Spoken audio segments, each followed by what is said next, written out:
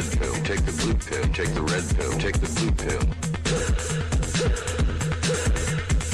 Take the red pill, take the blue pill, take the red pill, take the blue pill. Take the red pill, take the blue pill, take the red pill, take the blue pill. You take the red pill, and I show you how deep the rabbit hole goes.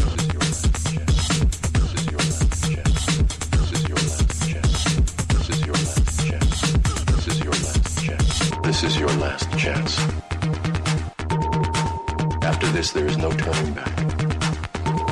You take the blue pill, the story ends.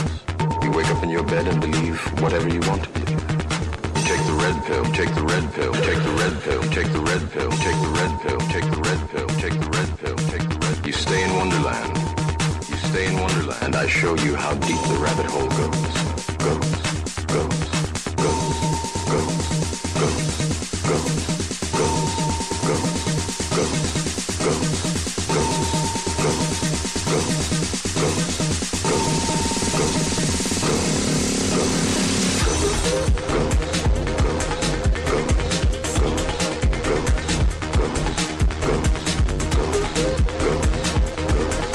It is the Red Pill Reality Show with your host, Riscala, every Saturday night at 9 p.m.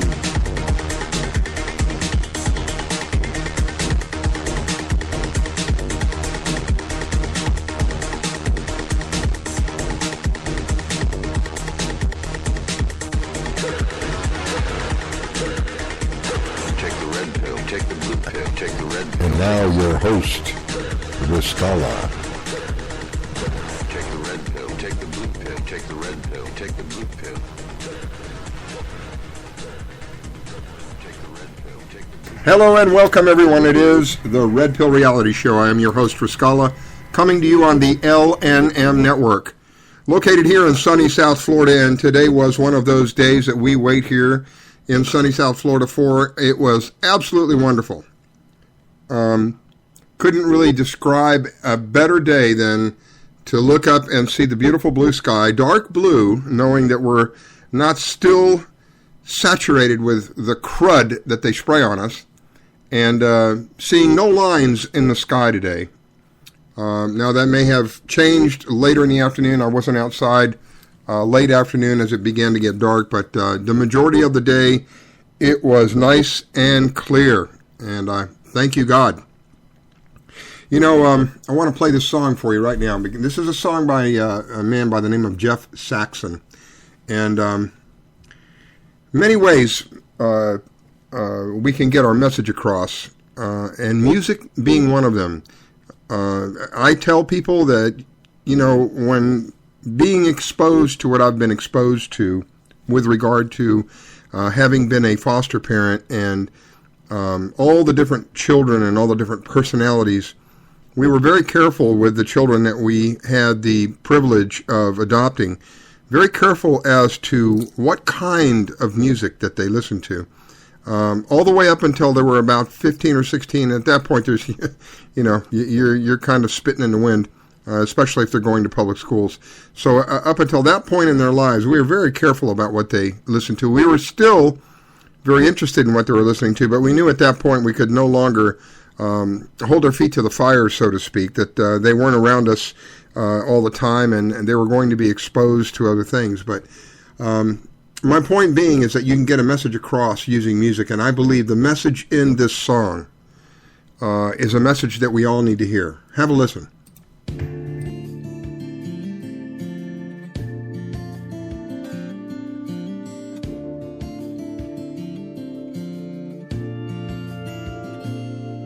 Have you seen the sky lately? Those wicked white lines, they're poison and they fall on you and I. These devious deeds will sadly proceed until we all demand an answer why. They're murdering us from the sky. It's time to stop the madness and end this evil crime of murdering us from the sky.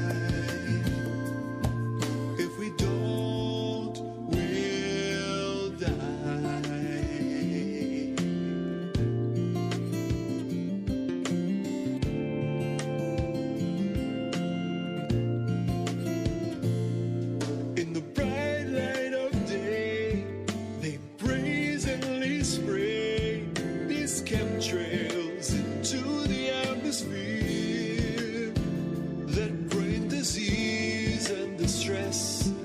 It's a toxic game of chess they play without a bit of guilt or fear. They're murdering us from the sky.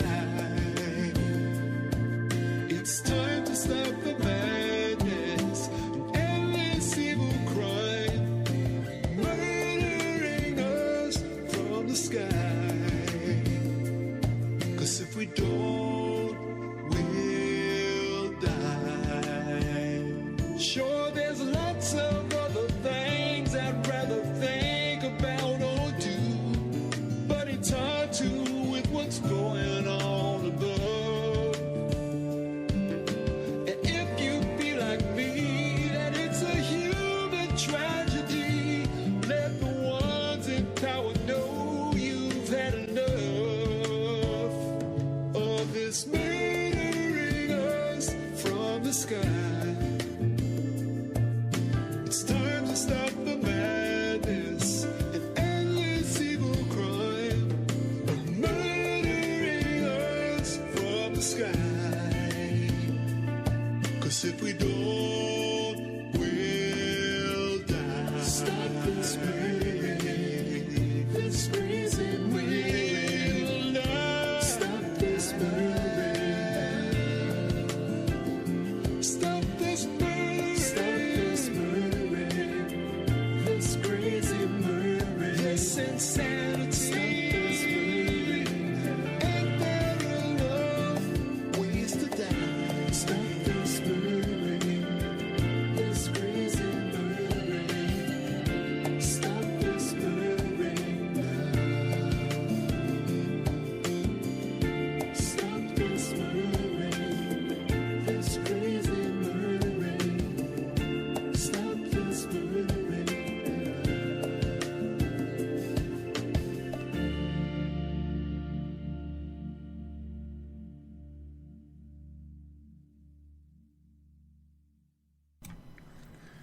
I got to tell you, the message in the music on this song is a message that we all need to hear. You know, I've been telling you that the way to get out of this insanity is to build relationships. And one of the ways you can build relationships is to share music. Share music like this that has a message. That has a message that people need to know. We are being murdered. And it's coming from the sky. Of course, it's coming from all other angles. But right now, I believe the greatest threat to us, second only to law enforcement individuals. No, I'm just being smart. The greatest threat to us. That was an inside joke. Those of you who know how I feel about what's going on with law enforcement. Again, the latest threat, forgive me, the greatest threat to us is our government, or whoever it is that is actually responsible. The government may not be completely responsible, but we know that they're involved heavily in the spraying of chemicals in our atmosphere. And we've had many people, many different people, substantiate what is coming out of these, quote, chemtrails, who, by the way, don't exist. I spoke to a airline pilot. He didn't tell me whether he was commercial or private, but he says he flies the big boys, the 747s. We got onto the conversation of these chemicals that are being sprayed upon us. He quickly veered away from that, and when I pressed it again, he said, they're fake. They're not real, they're fake. So clearly he didn't want to have a discussion about what was happening.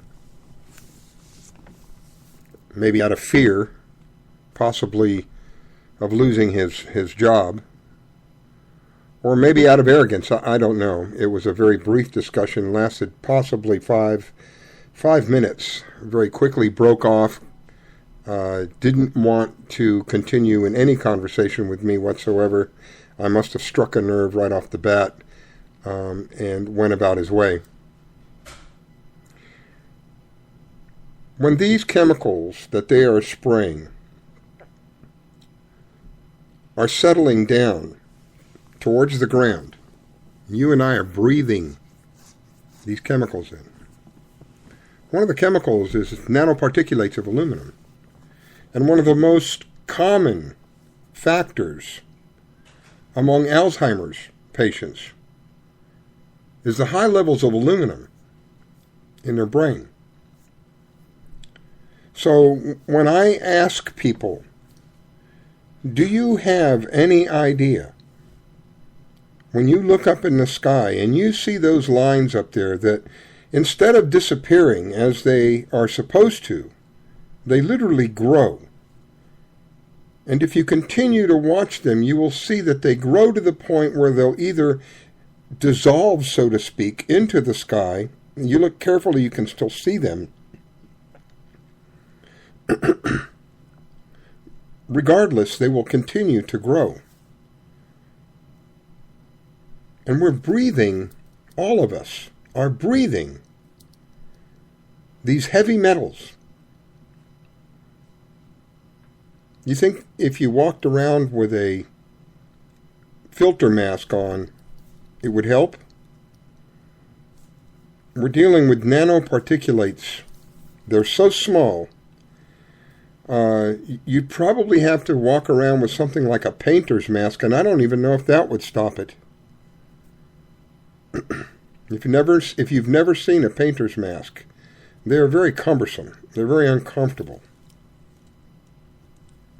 They filter out all of the toxins that are in the air while they're spraying. Primarily, the ones that I'm speaking about primarily are used in the automotive industry when they're spraying automotive applications. It's a very cumbersome mask. Got dual filters on it. Fits around your face. It gets hot after a while. In a very short period. It gets quite hot inside that area. I mean, even one of those I don't think would stop what's going on. If you have children, your children are breathing this. Imagine what would happen to them now if they're, let's just for argument's sake, let's just say that you have a child of 7 years old, 6 or 7 years old, and they're breathing this day in and day out. And what do you think is going to happen to them by the time they're in their teens? I know here Friday, that was yesterday, wasn't it? Time is such a blur to me. It wasn't yesterday. Yes, it was yesterday. I argue with myself all the time. Yesterday, it was, the sky was absolutely saturated. I don't think they could have gotten any more up there. And we had these, you could tell that we were under influence of the HAARP technology. We had these clouds that came in lines, one line after another, almost like a lines down a page, after another, and then there would be openings. And in the openings, you could see the chemtrails that had been sprayed, and the wicked images that are the designs and stuff that were being made by these. I expressed a couple of shows ago, they got new ways of doing this stuff now. On a really clear day, if you're not paying attention, so to speak, you can see these planes go by. They'll spray the chemtrails, but it almost looks like a contrail. It begins to kind of disappear. And what I notice most is that it spreads very, very quickly and becomes very thin very, very quickly. So at first appearance, or for someone who really didn't know the difference between the two, they would say, oh, that was a contrail.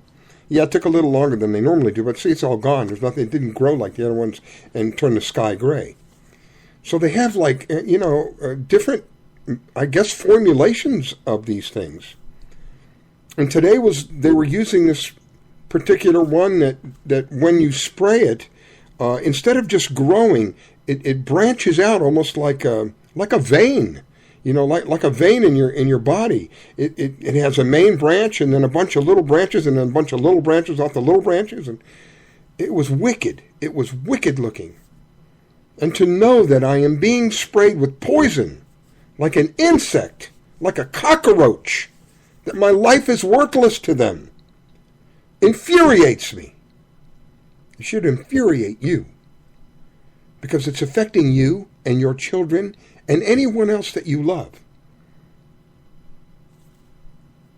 They're killing us from the sky. They're murdering us from the sky. And nobody seems to care. I can't tell you how many times I have heard Dane Wigington trying to get people to understand how critical this is. And people will give an ear to what he has to say, but it doesn't go any further. We've got to take it further, my friends. I have here in where I live, I think the police department thinks I'm crazy. And a couple of fire departments as well. Because I felt that it was so important that I wanted to speak with the sheriff here in town, but I couldn't. Good luck. Gee. They wouldn't let me. I couldn't even get close, but I did file a report. And the report had a couple of pieces of documentation to go along with it. One of them was the movie What in the World Are They Spraying? The documentary. Another one was a documentary from, I think it was MIT, Massachusetts Institute.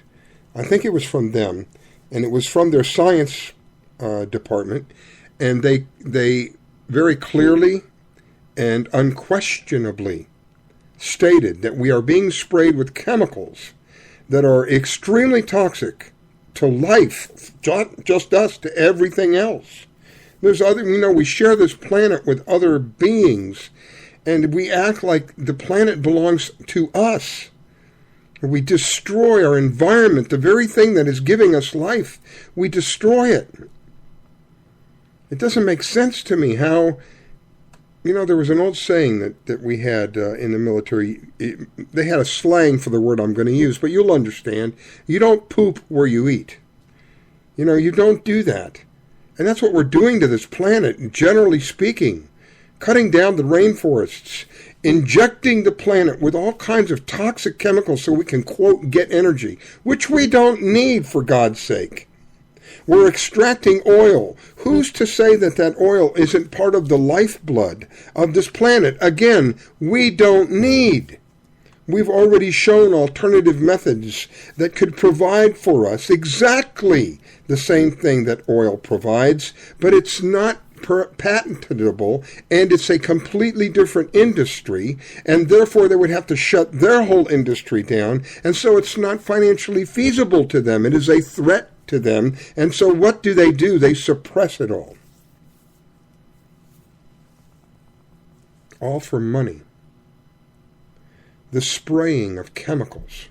Can you imagine how much money is being used every day to spray us? Every day. I can't imagine how much it costs for the chemicals themselves, but just the fuel for these aircraft. So let's look at it from a financial point of view. For those of you who refuse to believe that this is a threat to you, how about it's a threat to your pocketbook? How about it's a threat to your direct finances, because they're going to raise your taxes as they continue to use the money that they have taken from you and kill you with it, one way or another. I made reference to law enforcement earlier. In a way, I mean that. You know that I have expressed repeatedly that we are 8 times more likely to be killed by a law enforcement individual than we are a terrorist. So all of these things that have been done in favor of keeping us safe have absolutely backfired.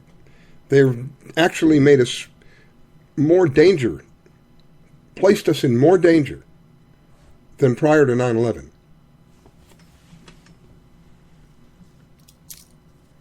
I continue to try to get the message across to people that there is reason for us to take action.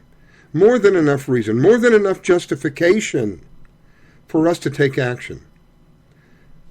But nobody wants to take action, especially if they don't know.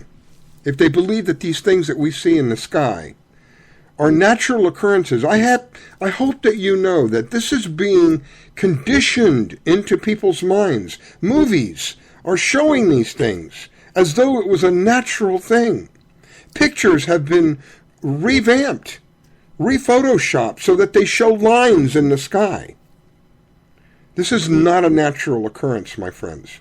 This is being brought on purposeful by a small group of people who have a wide variety of agendas at hand, number one of which is to reduce the population of this planet.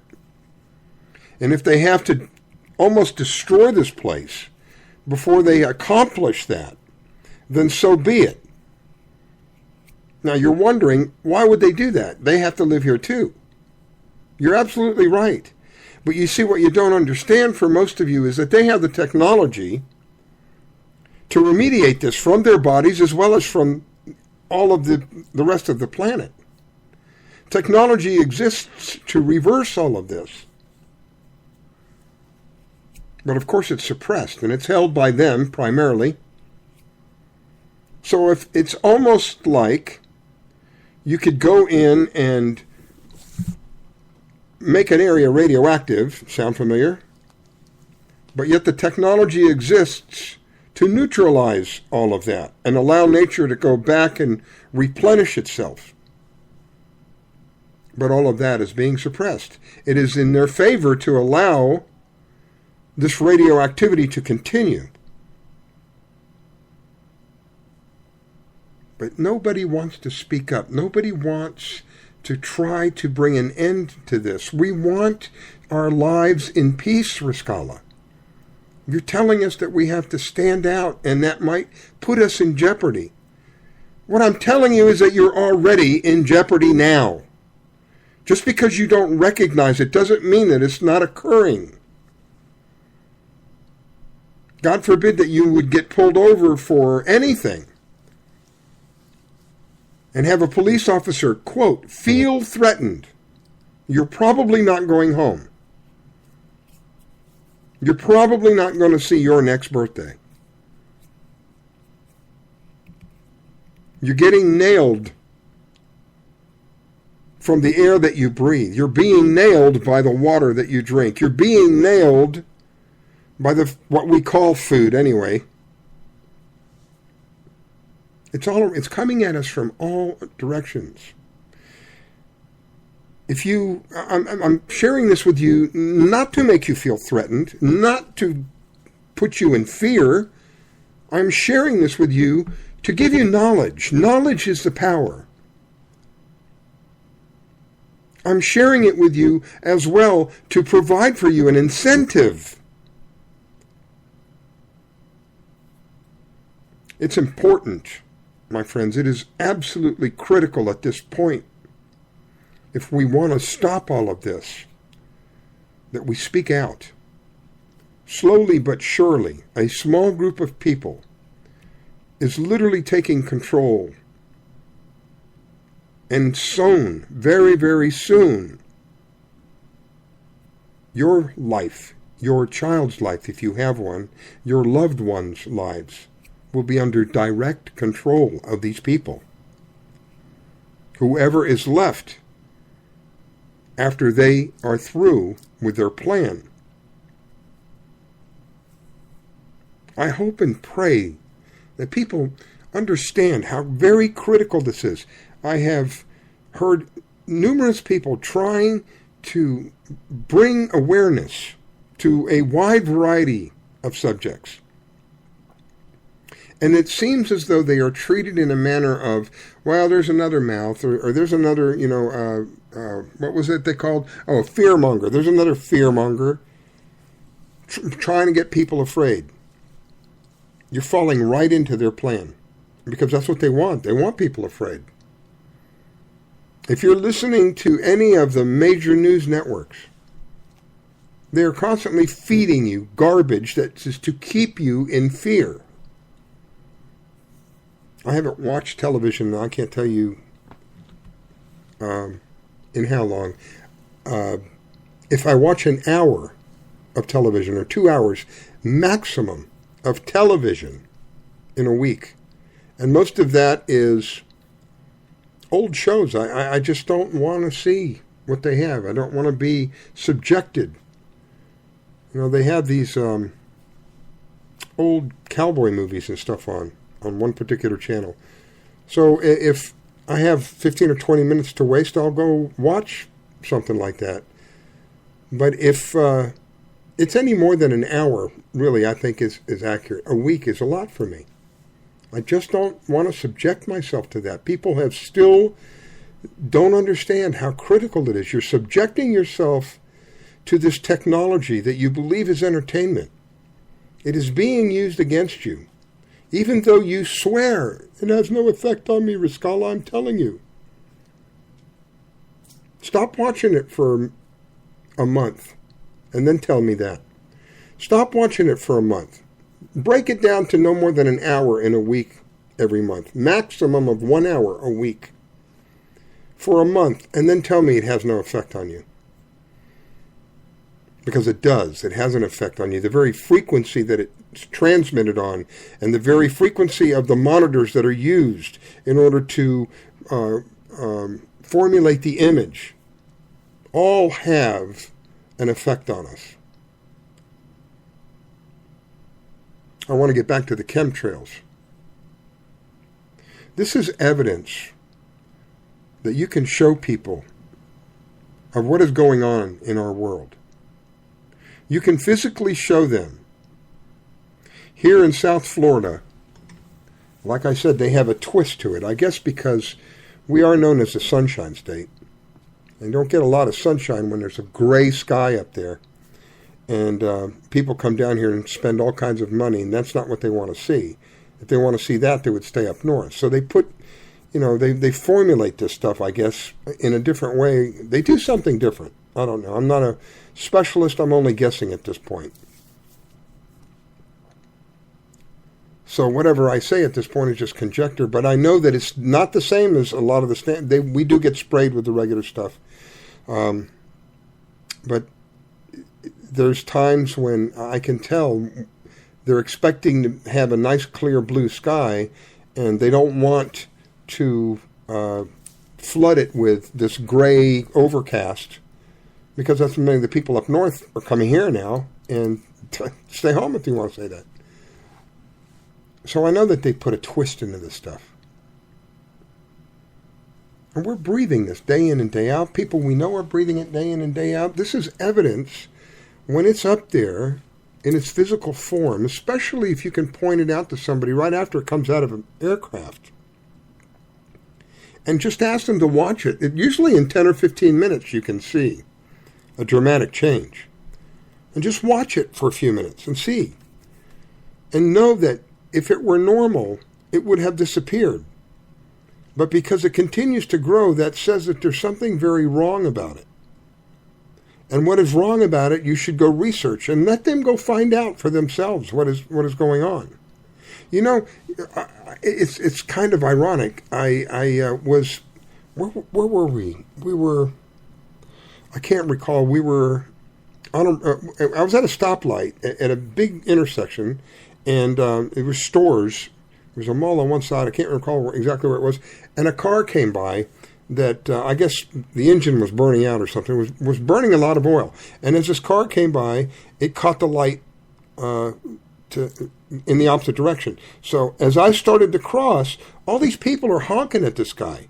He's smoking up the street, and everybody's honking at him like you should be ashamed of yourself, blah, blah, blah. Of course, they can smell it and they can see it right there. But the damage that one car is doing is literally not even a drop in the ocean in compared to what these people are doing. Yet all of these people around this guy were, not all of them, forgive me, but you know what I'm saying. There was a lot of people around this car that were honking their horns and not happy. They were not happy, to put the least. But yet we're getting it times probably 1 million from the sky, but nobody wants to say anything. Or maybe we don't know who to say something to. Maybe that's part of the problem. I would start with my representatives for whatever it's worth. I actually, like I told you, I went to the police department here. I actually went to the fire department here because I read that the nanoparticulates of aluminum could be used as an accelerant. And so I gave that information to a couple of fire chiefs here in town. I said, not only does this affect our breathing, but it could affect you too as well. This could act as an accelerant once it becomes, what am I trying to say? Once it's on fire, it could actually accelerate the temperature of that fire because of its nature. And in doing so, things that normally wouldn't have burned down so quickly will burn down very, very quickly. We'll have a catastrophe on your hands. Our our woods, we really don't have any forests anymore, but the areas that are wooded here in Florida are being sprayed with this stuff. So that means if we have a dry season and a fire starts up, we're going to have a hotter fire than normal, and other things are going to catch fire quicker because this can act as an accelerant. So I took it to the fire department and let them know about it. For all it was worth, I never heard back from any of them. But I couldn't, the way that God has wired me, I couldn't not do anything. And I was trying everything that I could to bring attention to what was going on. And the problem is it's just me. Now, if there were 1,000 of me that went to this fire department, or if I had a piece of paper with 1,000 signatures on it that said, please, here's some documented evidence of what is going on. We want you to watch this. That might have had a little more pull. But since it's just one guy who's a lunatic, in their eyes, I'm sure. Yeah, okay, sure. Yeah, just leave it here. Oh, yeah, I'll watch it. Yeah, sure. Yeah. I mean, that's how they treated me. It was a really not a great experience with the sheriff's department. I could tell that they just wanted to assign a case number to it and get me out. That way they would have fulfilled their responsibility. They didn't just turn me away like they did when I initially went to the police department. They turned me away, and then after I pressed it trying to get a meeting with the sheriff is when they had two of the officers meet me and assign an official case number to it. They think I'm crazy. I don't care if they think I'm crazy. You should feel the same way. You shouldn't care if they think you're crazy, because what you're doing is an extremely important function of trying to turn this insanity off. But as long as we only have ones and twos out there spreading the truth, we won't be able to do it in time. That's my concern. I believe we're going to win no matter what. One way or another. We'll win when we don't exist physically here any longer and subject to their BS. Or we'll win by having enough of us come together and overwhelm them and let the truth be known to the people. But one way or another, we win. Losing is just non-existent. When you understand that we are all energy and you can't destroy energy, then you understand that they can't destroy us. They might be able to kill us physically, but the life essence that is within us still lives on. So they're not going to be able to destroy us, per se. They'll never be able to win, not with this individual. There's too much at stake. There's too many lives that have been spent to allow this to continue without venting my voice, without attempting to bring other people to this knowledge, without trying to share the power. Too many people have given their lives to have the freedom that too many more people are taking for granted. You might think that you're not under a direct threat of any kind. But I tell you, just because you think that you're not under a threat doesn't mean that you are not under a threat, my friends. There are more things that can harm us now than even a decade ago. And if we don't put a stop to this, it's just going to get worse. And that's right, I said we, you and me. You're listening to the Red Pill Reality Show. We'll be right back.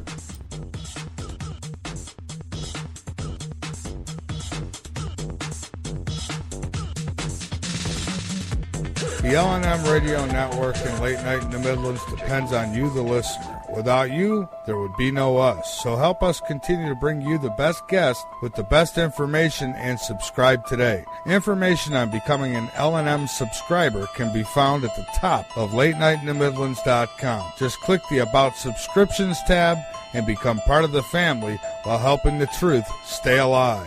And while you're at it, maybe subscriptions aren't for you. A one-time donation helps as well. Click that donate button on the right side of LateNightInTheMidlands.com and help us help you.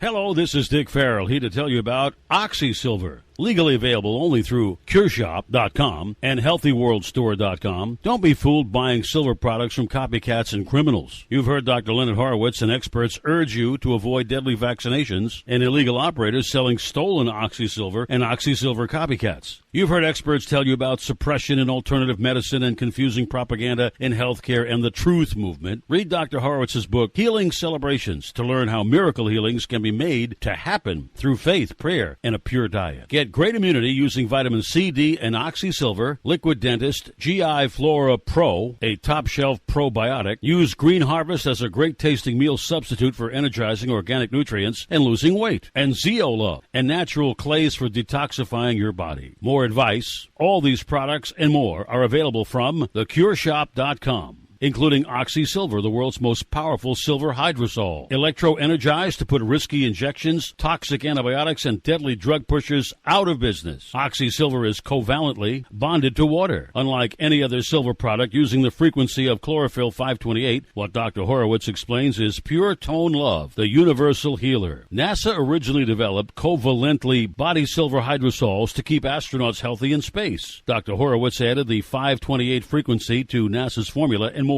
OxySilver works three ways to electrocute dangerous germs better than anything, far better than all leading silver products, and without any risk. OxySilver oxygenates and resonates with 528 for faster healing. So help save lives, putting drug lords and criminals out of business, and keep the LNM network broadcasting. Register for our free cooperative at healthworldaffiliates.com/4948. That's healthworldaffiliates.com/4948. And buy OxySilver and other great products in package specials at great discounts from theCureShop.com. Buy OxySilver, GI Flora Pro, Green Harvest, Zeolove, and Love Minerals at great discounts at CureShop.com. That's CureShop.com with two P's. CureShoppe.com. Or call toll-free at 1-888-621-7611. That's 1-888-621-7611. Do it now. Tune in to America Off the Rails with Rowdy Rick Robinson every Saturday at 7:30 a.m. Central Time on iHeartRadio and K98Talk.com. Rick, a conservative who's not afraid to say what's on his mind, tackles the issues that threaten to derail our nation. So join him every Saturday morning at 7:30 to get your dose of the truth as he tries to keep America from coming off the rails.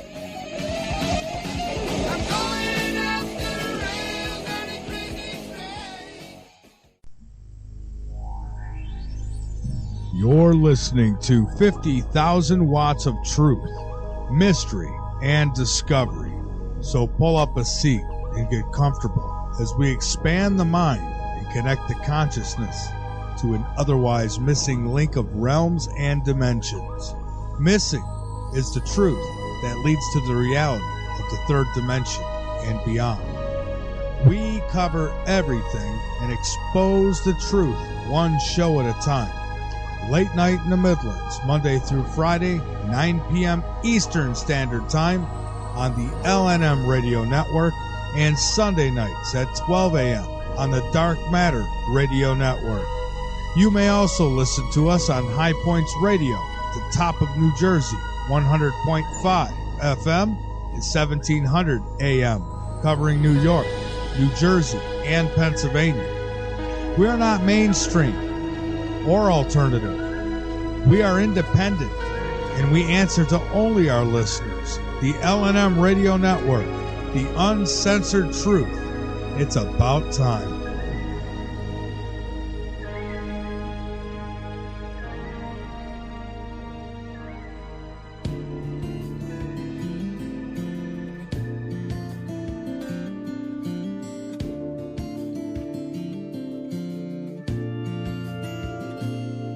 Have you seen the sky lately? Those wicked white lines, they're poison and they fall on you and I. These devious deeds will sadly proceed until we all demand an answer why. They're murdering us from the sky. It's time to stop the madness and end this evil crime of murdering us from the sky. If we don't, we'll die.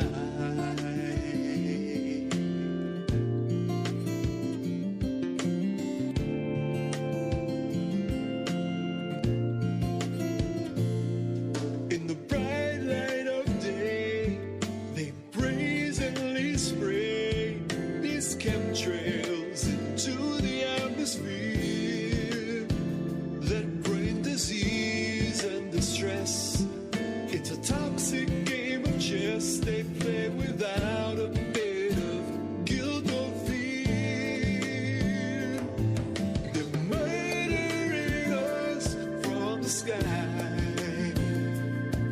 It's time to stop the madness and end this evil crime, murdering us from the sky.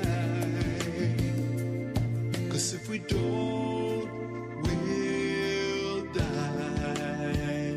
Sure, there's lots of other things I'd rather think about or do, but it's hard to with what's going on above. And if you feel like me, that it's a human tragedy, let the ones in power know you've had enough of this murdering us from the sky. It's time to stop the madness and end this evil crime of murdering us from the sky. 'Cause if we don't, we'll die. Stop this murdering, this reason we'll die. Stop this murdering. Stop this murdering. Stop this murdering. This crazy murdering. This insanity. Stop this murdering. Ain't there enough ways to die? Stop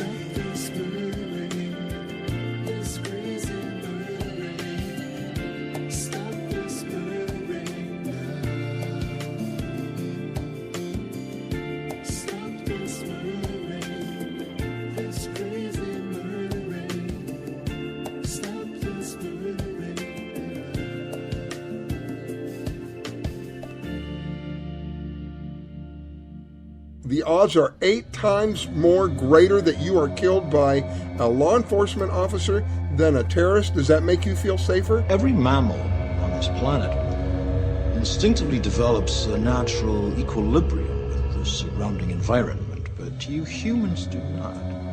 You move to an area and you multiply until every natural resource is consumed. There is another organism on this planet that follows the same pattern. Do you know what it is? A virus. I'm Ryan Gable, host of The Secret Teachings and author of The Grand Illusion Slaves to Perception, and you are listening to the Red Pill Reality Show hosted by Riskala Steffens on the L&M Radio Network.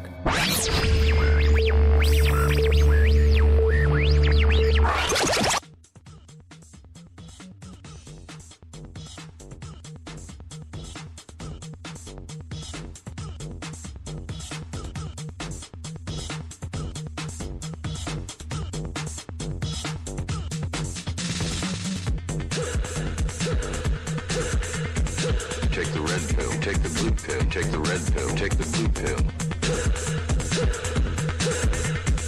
Take the red pill, take the blue pill, take the red pill, take the blue pill. Take the red pill, take the blue pill, take the red pill, take the blue pill. You take the red pill, and I show you how deep the rabbit hole goes.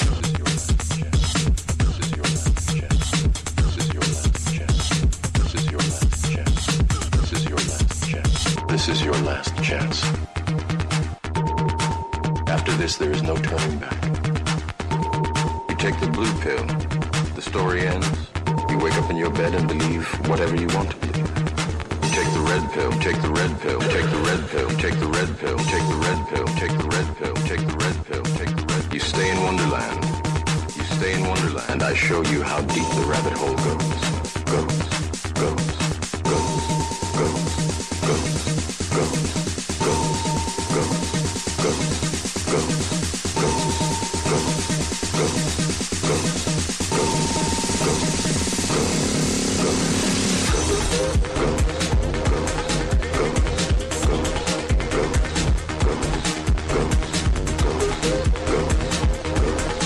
It is the Red Pill Reality Show with your host, Riskala, every Saturday night at 9 p.m.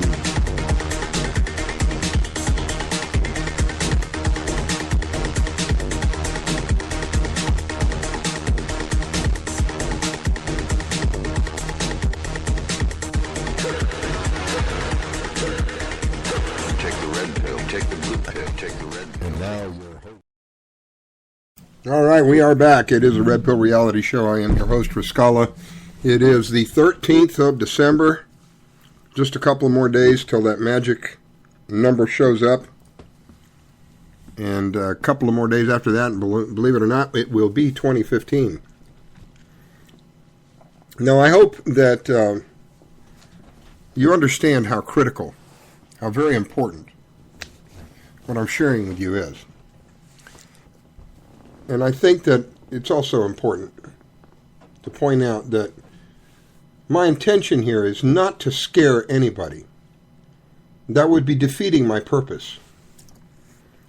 It is to inform you of what is occurring in hopes that you would, having that information, be able to protect yourself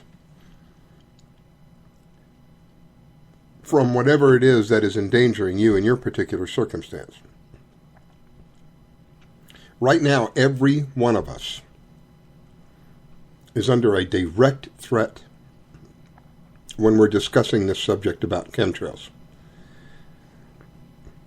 There is no way to get around these things. The damage that is being done to the environment, to the very thing that gives us life, cannot even be measured, let alone the damage that is being done to the living beings that are on the planet. I try my best to give people an incentive so that we can put an end to this insanity. You know, when you come to the understanding of what is happening around you, I know this is for me anyway, it is almost depressing to the point that you know what you know, and then you share what you know with other people, and unfortunately the majority of them turn a deaf ear to it. And there's a wide variety of reasons, and there's a wide variety of excuses. I think the number one is they really don't believe what's going on. It's too difficult for them to wrap their mind around how a government that they believe is working for them shocks them to the point where they find out they could care less about you. The only thing they worry about is power and money. I think they're hand in hand. So if they have to kill a couple of million, 20 million, 30, the more the merrier, really. There is approximately 8 billion people on the planet presently. A very small group of people in comparison to that number have taken it upon themselves to say that we are going to run the show and that we're going to control the population of the planet, and that in order for us to be able to do what we need to do, what is in our best interest, we're going to reduce the population of the planet. Now, we're not going to just arbitrarily start killing people off right and left. Of course, we do that with war. We'll make sure that we have plenty of wars going on so that that number is constantly climbing. But we're going to do it in a more humane way. We're going to slowly kill these people off. They're going to die off of, quote, disease. And we're going to do it in such a fashion, we're going to make money at it all the time. If you were listening to last night's show, when we were doing the roundtable, I had expressed to you that it's all about making money with these corporations. Yes, there truly is evil in this world, my friends. I have seen it with my eyes, and it is something that would scare you. I'm not going to argue that fact. And part of that evil is these corporations that there's nothing more important to them than their bottom line. How they get there really doesn't matter. As long as they've got those profits coming in, they don't really care. So they go out of their ways to make sure that they're profitable. Well, they have infiltrated our government, and that is who is running this country today. These corporations, these large, massive, global corporations. They're responsible for a wide variety of ailments around the planet. But let me get back to my point. So they're going to kill a bunch of people off, and they're going to make money doing it. You see, there's a lot of money in the medical healthcare field. Anybody disagree with that? Anybody been to the hospital lately? There's a lot of money in the medical insurance field. Anybody want to disagree with that? If there wasn't a lot of money in it, how would there be these large global insurance companies? There's a tremendous amount of money in it. So we have money in the healthcare medical industry. We have money in the healthcare insurance industry. We have money coming in from the healthcare pharmaceutical industry. Now, do you see how all of that is related? These are all players in the big ring. Combine them with the United States corporation, because that's what we are in today, my friends. It's been that way for a long time. They would like to hide it from you, but this thing that we call a country is nothing more than a corporation, and we're under corporate law. And being under corporate law means that you and I are nothing more than an asset to the corporation that they can choose to dissolve, or they can choose to sell, or they can choose to just continue in hopes that that asset would grow. But that's what we are, technically. We're assets. So imagine, for a moment, a government who doesn't give a hoot about you. I know that might be stretching some of your imaginations out there, but that's the damn truth. They don't care about you. They care about money. This small group of people don't care about anything other than power and money. So they want to reduce the population of the planet from approximately 8 billion people to somewhere in the neighborhood of around 500 million. Do the computation.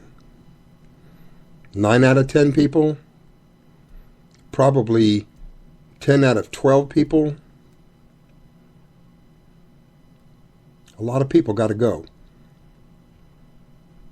I can't understand how people don't realize that this is a true threat. There is nothing, I've had people laugh when I tell them, go look up the Georgia Guidestones. They've laughed at me. Oh, you don't really believe that? Are you kidding me? You don't believe that, do you? Oh my God. And that is exactly the type of response they want. You see, I've told you and other people, last night I heard it again, from a different source. They have to tell you what they're going to do. Some sick, twisted law of theirs. They have to tell you what they're going to do before they do it. Do you know that we were warned about 9/11 before 9/11 happened? I'm not talking about our government. I'm talking about you and me. The general populace was told what was coming before it happened. Are you aware of that? Go on YouTube and look up The Lone Gunman. Aired one time only.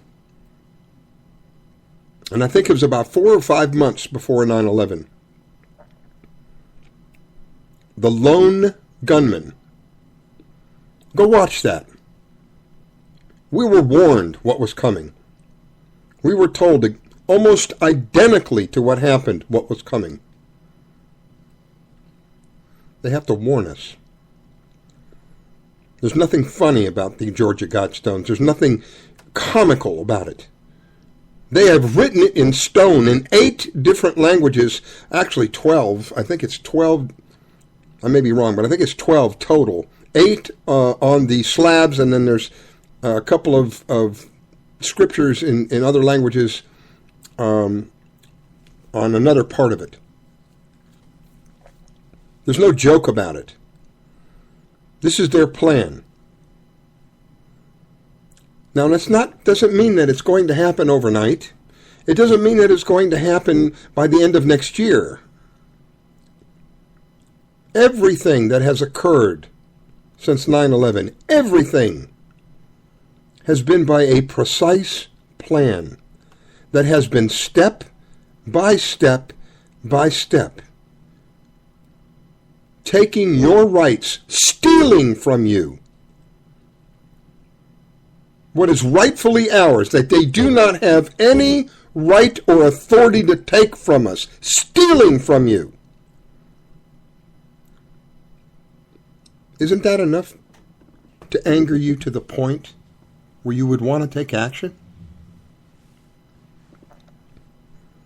Because as we continue down this road, it's only going to get worse. My intention in doing this show, if you want to call it a show, in voicing my opinion, the intention behind this is to motivate people to take action, The most critical action that I can ask you to take is to build relationships. You're going to need each other. I don't think that we're going to be able to stop the inevitable here. This balloon at one point or another is going to burst. When it does, we're going to need each other. So that you build relationships. Unite together. And use the most powerful gift that each of us has been given, and that is to pray. Now, I know that all sounds like a fantasy. I know it does. I would laugh at myself if it were 15 years ago. I would be slapping myself 15 years ago. But I didn't understand what I understand today. I didn't witness what I have witnessed. I didn't see some of the things that were possible by nothing more than what people would call faith, believing, and what people would call praying. You know, there's scientific proof that prayers make a difference. There's, forgive me, I can't think of the particular, I almost had it. I can't think of the institute, but there was a experiment that was done. And the experiment was, I can't recall how many people, I think it was several hundred people praying together in a city. For a period of time. I think it was 5 days. And what they were praying for is peace. And then the statistics for that 5-day period showed a dramatic drop in violent crime in that city during that 5-day period. There's other documentation where you can see, visually watch, people praying over a body, a living body, and a tumor within that body that was presenting a threat to that life disappear, gone, vanish. And it's not trick photography. This is real. When that sinks in to your brain, you understand how powerful each one of us is. It frustrates you when you watch other people throw that power away by believing that there's nothing they can do, that this is just the way things are, and we must accept it. I tell you that all of that is part of this plan so that they can continue doing what they're doing until the ultimate goal is reached, and that would be 500 million left on this planet. And if it means the utter destruction of this planet, please don't tell me I'm dreaming. I wish I were dreaming, because at least I could wake up. But I am telling you from my research and everything that I know, if it even takes the destruction of this planet to reach their goal, they will do it.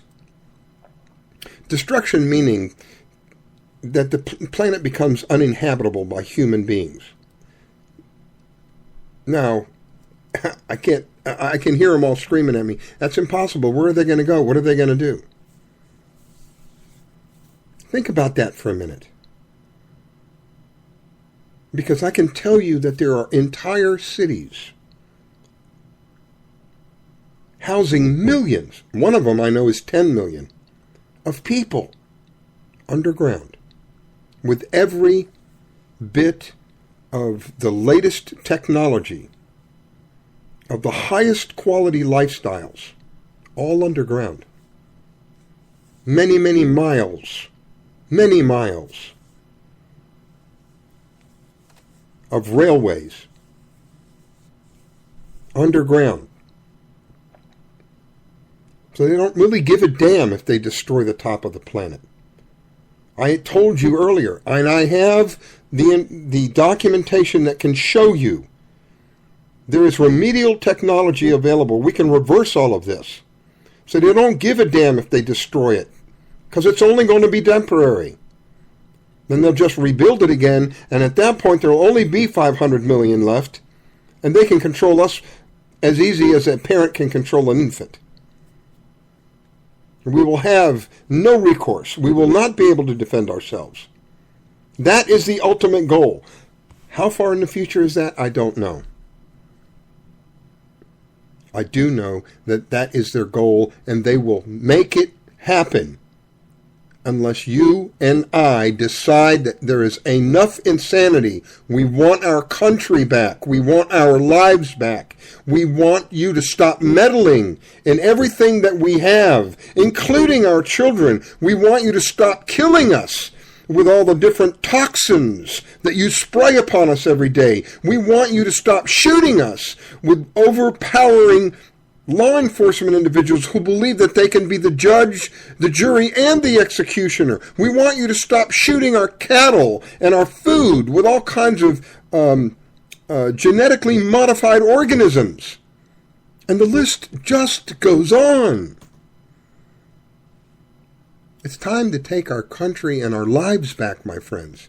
You know, if you look at what has happened to us, do you realize that we were the greatest industrial country on the face of the planet just a few short years ago? Everybody looked up to the American standard. Everybody. And then slowly, but surely, it was deteriorated. It was bitten off, bite by bite, until what you see today. We no longer manufacture. Well, let me back up a minute. The thing that we are best known for manufacturing now is death. How does that feel? Because that's what we do. We manufacture death. The greatest sales this country has is weapons. That's what we do. Manufacture death. We went from being the greatest, the honorable United States of America, to manufacturing death. And I got to tell you, it's coming back to bite us in the proverbial behind. You can't go on the way that we are going and not expect to, at some point, to see repercussions of your actions. Do you know that in the last 23 years, this country has attacked 20 different countries? That's almost a country a year.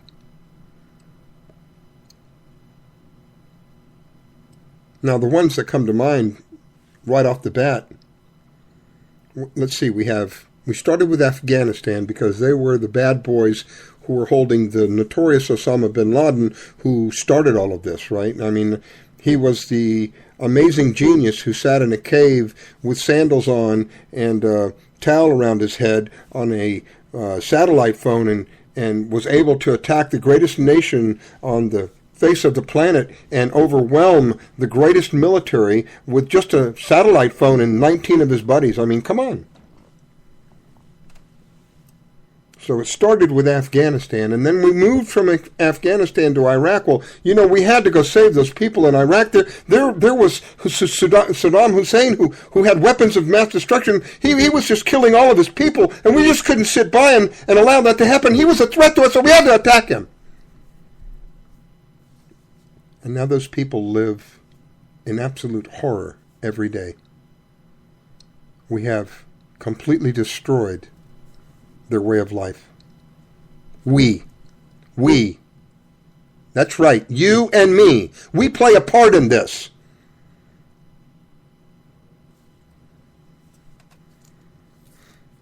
Then there was Libya. Well, you know, he was a notorious dictator and he was killing his people and we just couldn't stand by. Does it sound familiar? And do nothing, so we had to intervene. and murder the man. I would challenge any one of you to go take a look at Libya prior to the United States of America being involved, and then look at it afterwards, and tell me what we've done. The list just goes on. Afghanistan, Iraq, Libya, Yemen, Somalia, Africa. We're setting them free, Rascala. What's the matter with you? We're spreading democracy. We're spreading death. We're spreading death. It's a Ponzi scheme. And the only way they can continue in the Ponzi scheme is to continue killing people and creating more death and selling more death and performing more acts of death. This particular person has had enough of it. That's why I do what I do. I told you earlier on, I started this show tonight with the song about murdering us from the sky. Is that not death? They're promoting death. Now, sometimes it's immediate, but most of it is not. Most of it is long-term because they can make more money on it that way. I've shared with you before how they hold back technologies because there's no money in them. You know, recently here in Florida, we had the vote on cannabis, medical marijuana. That's another one of my peeves. They gave it a name, a derogatory name, marijuana. It was cannabis. It was always known as cannabis. Marijuana was introduced to give it a criminalization, to criminalize it. And these big pharma people spent tens of millions of dollars here in Florida scaring people. Well, you know, if you legalize it, we're just going to have a bunch of potheads walking around. And it's sad because this is how things are done now. And people don't do their homework and realize that one of the most, I can't even put a word to it, one of the most important plants, maybe possibly versatile plants on the face of the planet, has been outlawed. Do a little bit of homework and find out why. Do a little bit of homework and find out who was responsible for making marijuana illegal.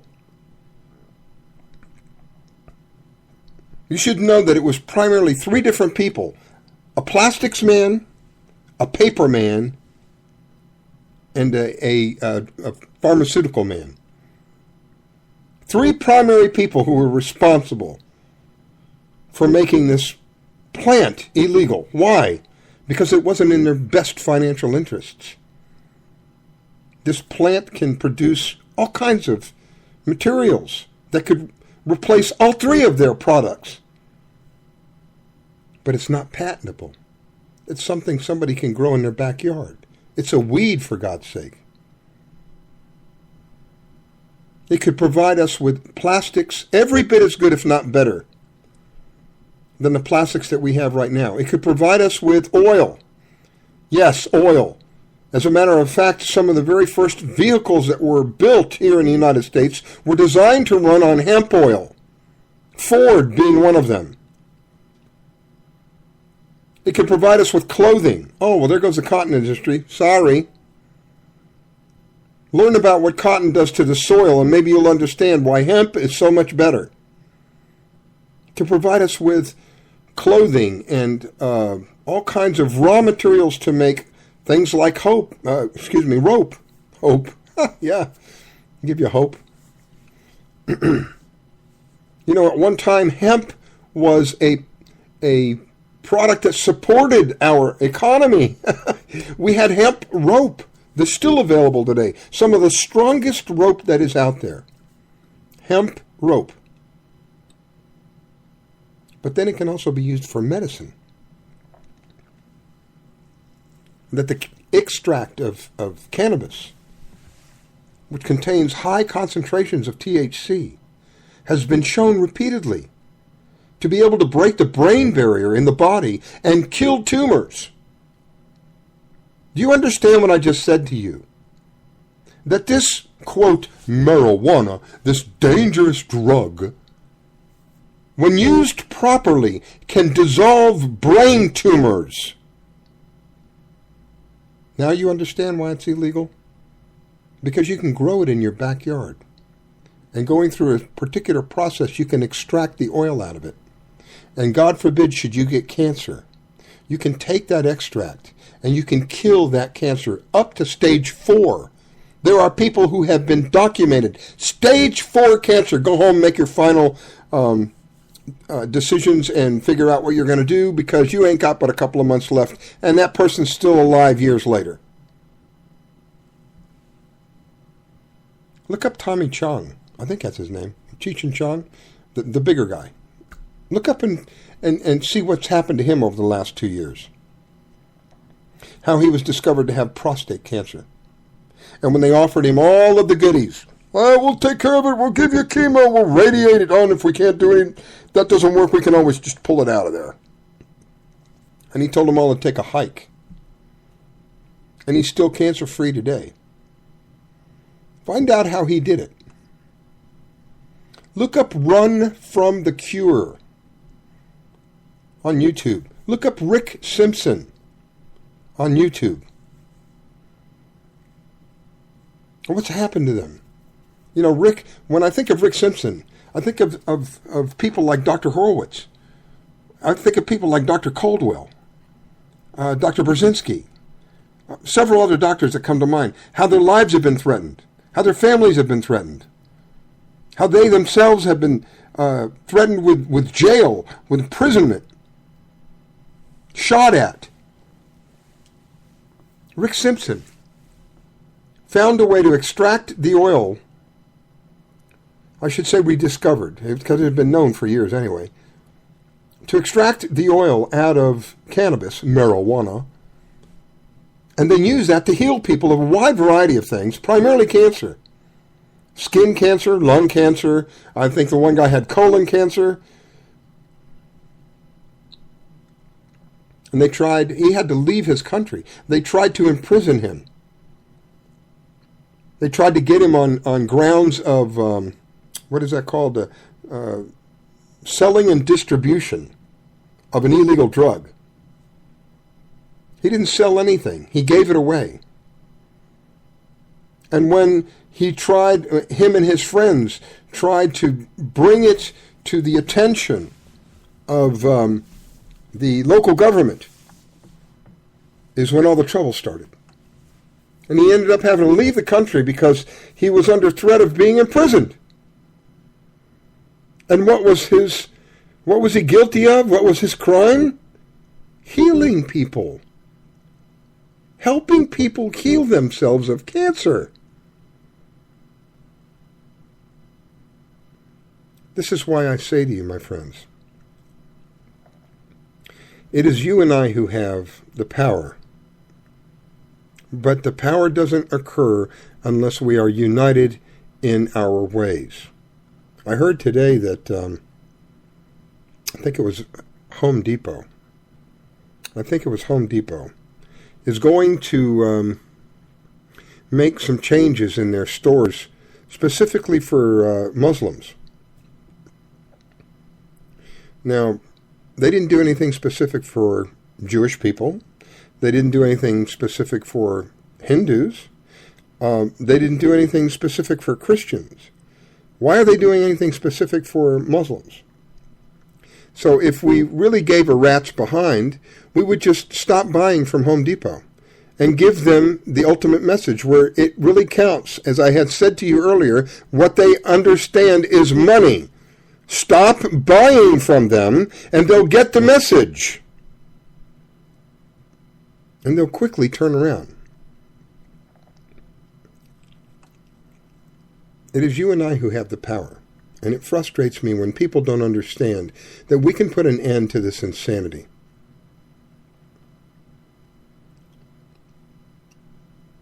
Either they don't believe it, or they feel like Mom, Riscala, I just don't have time for this. Okay, you will have time for it if you're around long enough when the day comes and a truck pulls up in front of your home and forces you out under gunpoint, you'll have all kinds of time then. Riscala, you are dreaming. You're making all of this up. This would never happen. This is America. I would like to ask those of you who feel that way, what do you think the Boston bombing was about? Let's go back to the Boston bombing for a moment. Did you watch any of the videos from the Boston bombing? If you watched any of the videos from the Boston bombing, you would have seen people being forced out of their homes under gunpoint. It may not have been pointed at them.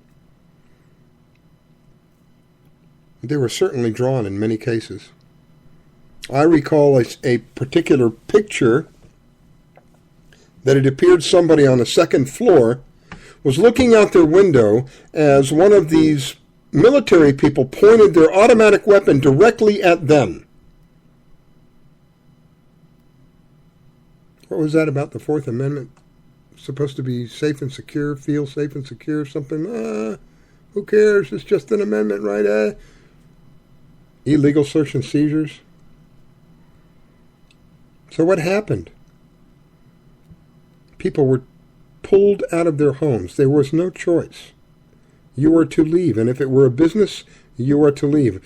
And you know, I had read many different accounts where these people's homes were left unlocked, where these people's businesses were left unlocked, unsecured, forced out, the place is searched, then they leave it, and they leave it unsecured. So if you don't think for a moment that they're willing to come to your home and remove you from your home, you're sadly mistaken. If you don't think for a moment that they have already in place plans and places to take you and your family, you're sadly mistaken. All of this is by design. All of this is under a master plan. And it's like a set of gears slowly turning. And it's going to be you and me who are the wrench that stop those gears turning. It's going to be you and me and people like you and me who stand up and raise their voice and say, we've had enough. No more. That's when the gears will stop turning. When enough of us realize that it doesn't matter whether they are people of a Republican nature or they are people of a Democratic nature, neither one is helping us. They're both part of the problem.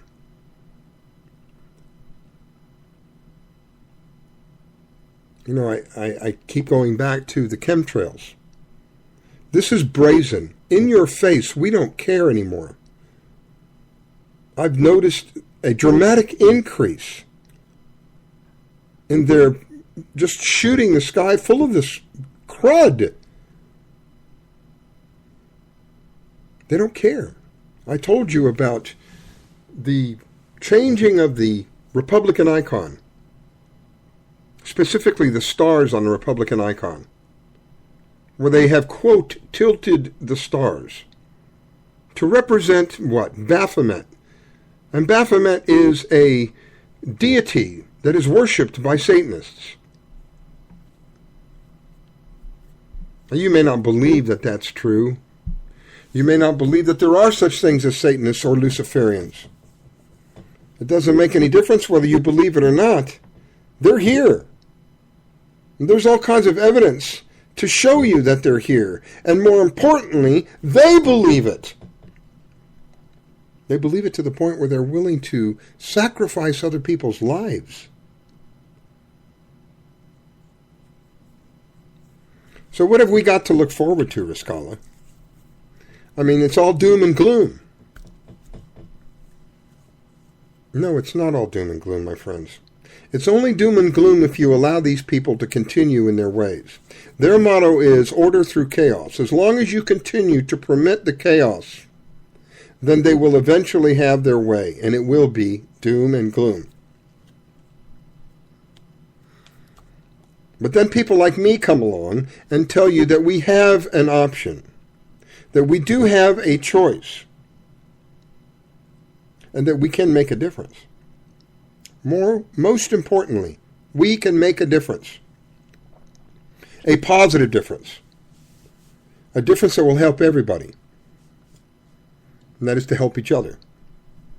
I really believe that with my core. I believe that we're here to help each other. And the way that I can help other people is because I do so much research to share with them the knowledge that I have come across and ask them, please don't believe anything I tell you.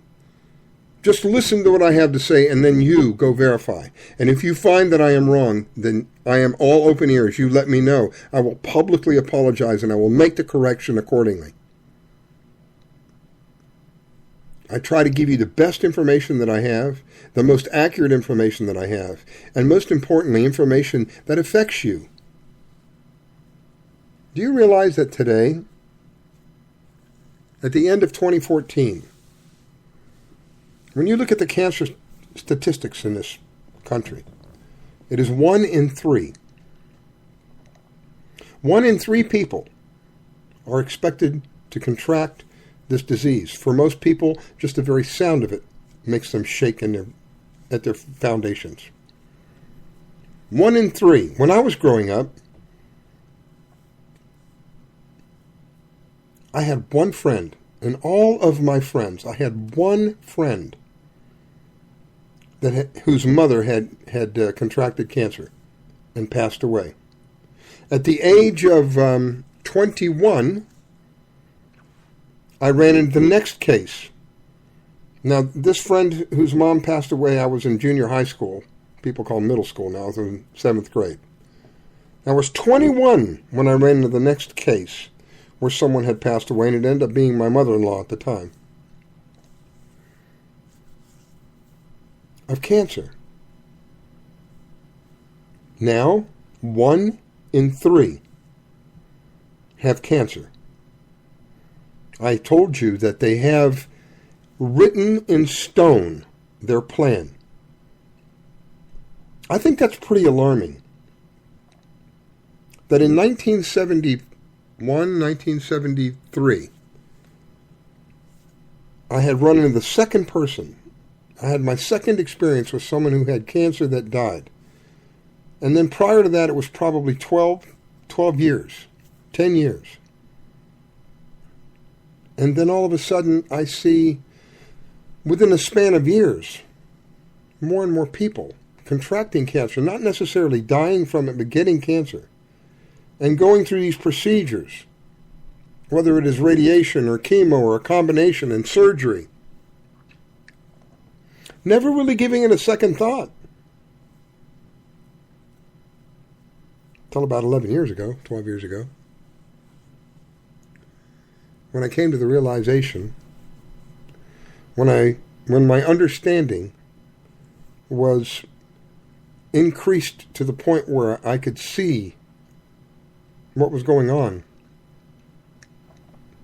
People call it becoming awake. When you see that occurring day in and day out around you, and other people are blind to it, it is a bit frustrating. If I could get people to understand how very critically important it is to no longer remain silent, because it is your very life that is in danger. Yes, it may not be tomorrow, or it may not even be next year. But I tell you, as sure as the sun shines, if these people, this small group of people, get their way, your life is in danger. And I try to appeal to parents because they have children. And as parents, we want to protect our children. You want to protect your children? The time has come for you to stand up and speak out against this insanity. Because it's only going to get it worse. It's only going to continue down an avenue that is ultimately a dead end, and that dead end is the destruction of many, many lives. You and I have the choice. You and I have the power. You and I can do this. But it doesn't happen through one voice. It takes many people. And that's my intention here. That's the purpose I do what I do, is to try to get more people. You're listening to the Red Pill Reality Show. We'll be right back.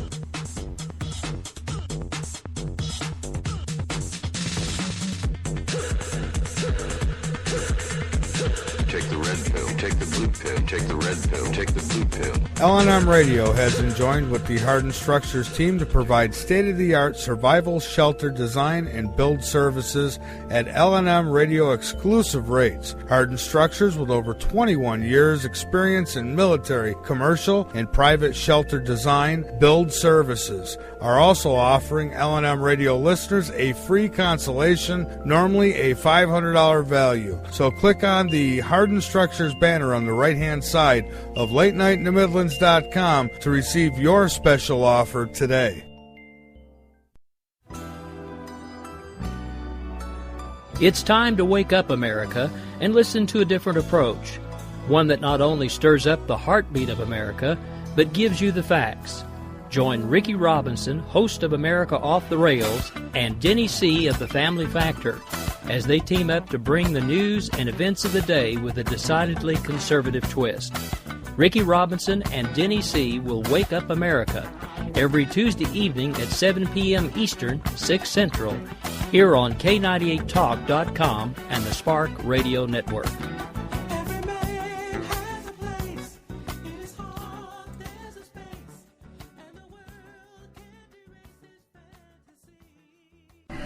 Hello, this is Lisa Marie, here to tell you about Oxy Silver, legally available only through CureShop.com and HealthyWorldStore.com.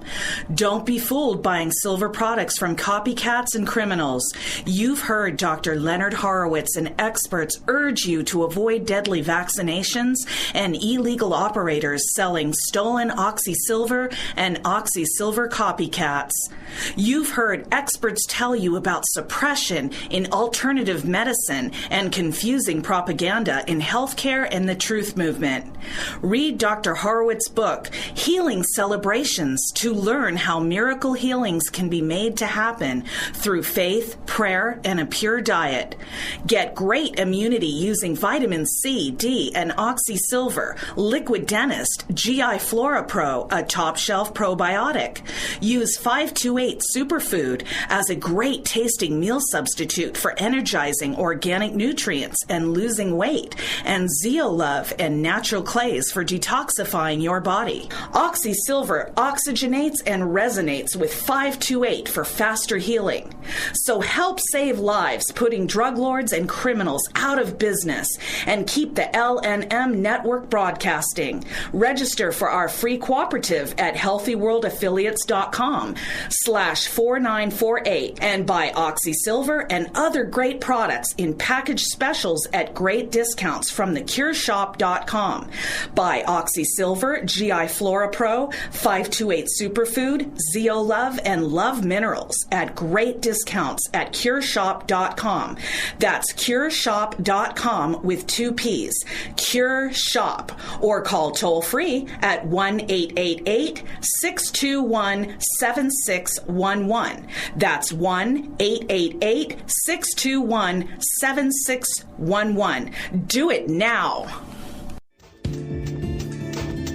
It's the middle of the night and there's nothing much to do. Bring your insomniac self over to Late Night in the Midlands and learn something.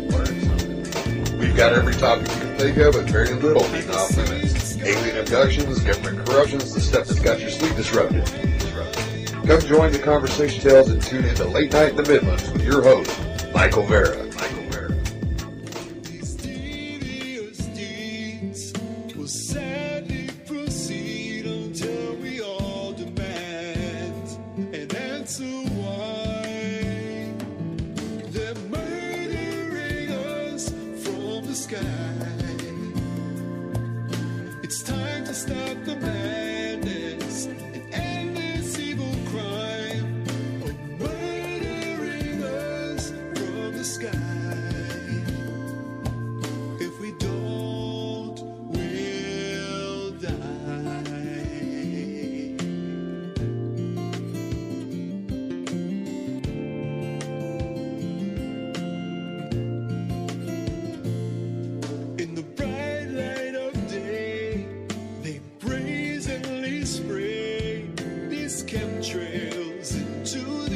atmosphere that bring disease and distress. It's a toxic game of chess they play without a bit of guilt or fear. They're murdering us from the sky. It's time to stop the madness and endless evil crime. Murdering us from the sky. 'Cause if we don't, we'll die. Sure, there's lots of other things I'd rather think about or do, but it's hard to with what's going on above. And if you feel like me, that it's a human tragedy, let the ones in power know you've had enough of this murdering us from the sky. It's time to stop the madness and endless evil crime of murdering us from the sky. 'Cause if we don't, we'll die. Stop this murdering, this crazy murdering. We'll die. Stop this murdering. Stop this murdering. Stop this murdering. This crazy murdering. This insanity. Stop this murdering. Ain't there enough ways to die? Stop this murdering. This crazy murdering. Stop this murdering now. Stop this murdering. This crazy murdering. Stop this murdering.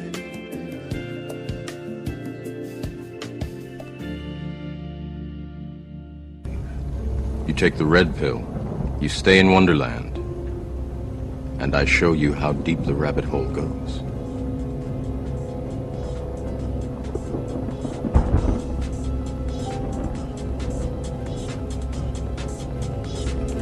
Remember, all I'm offering is the truth, nothing more.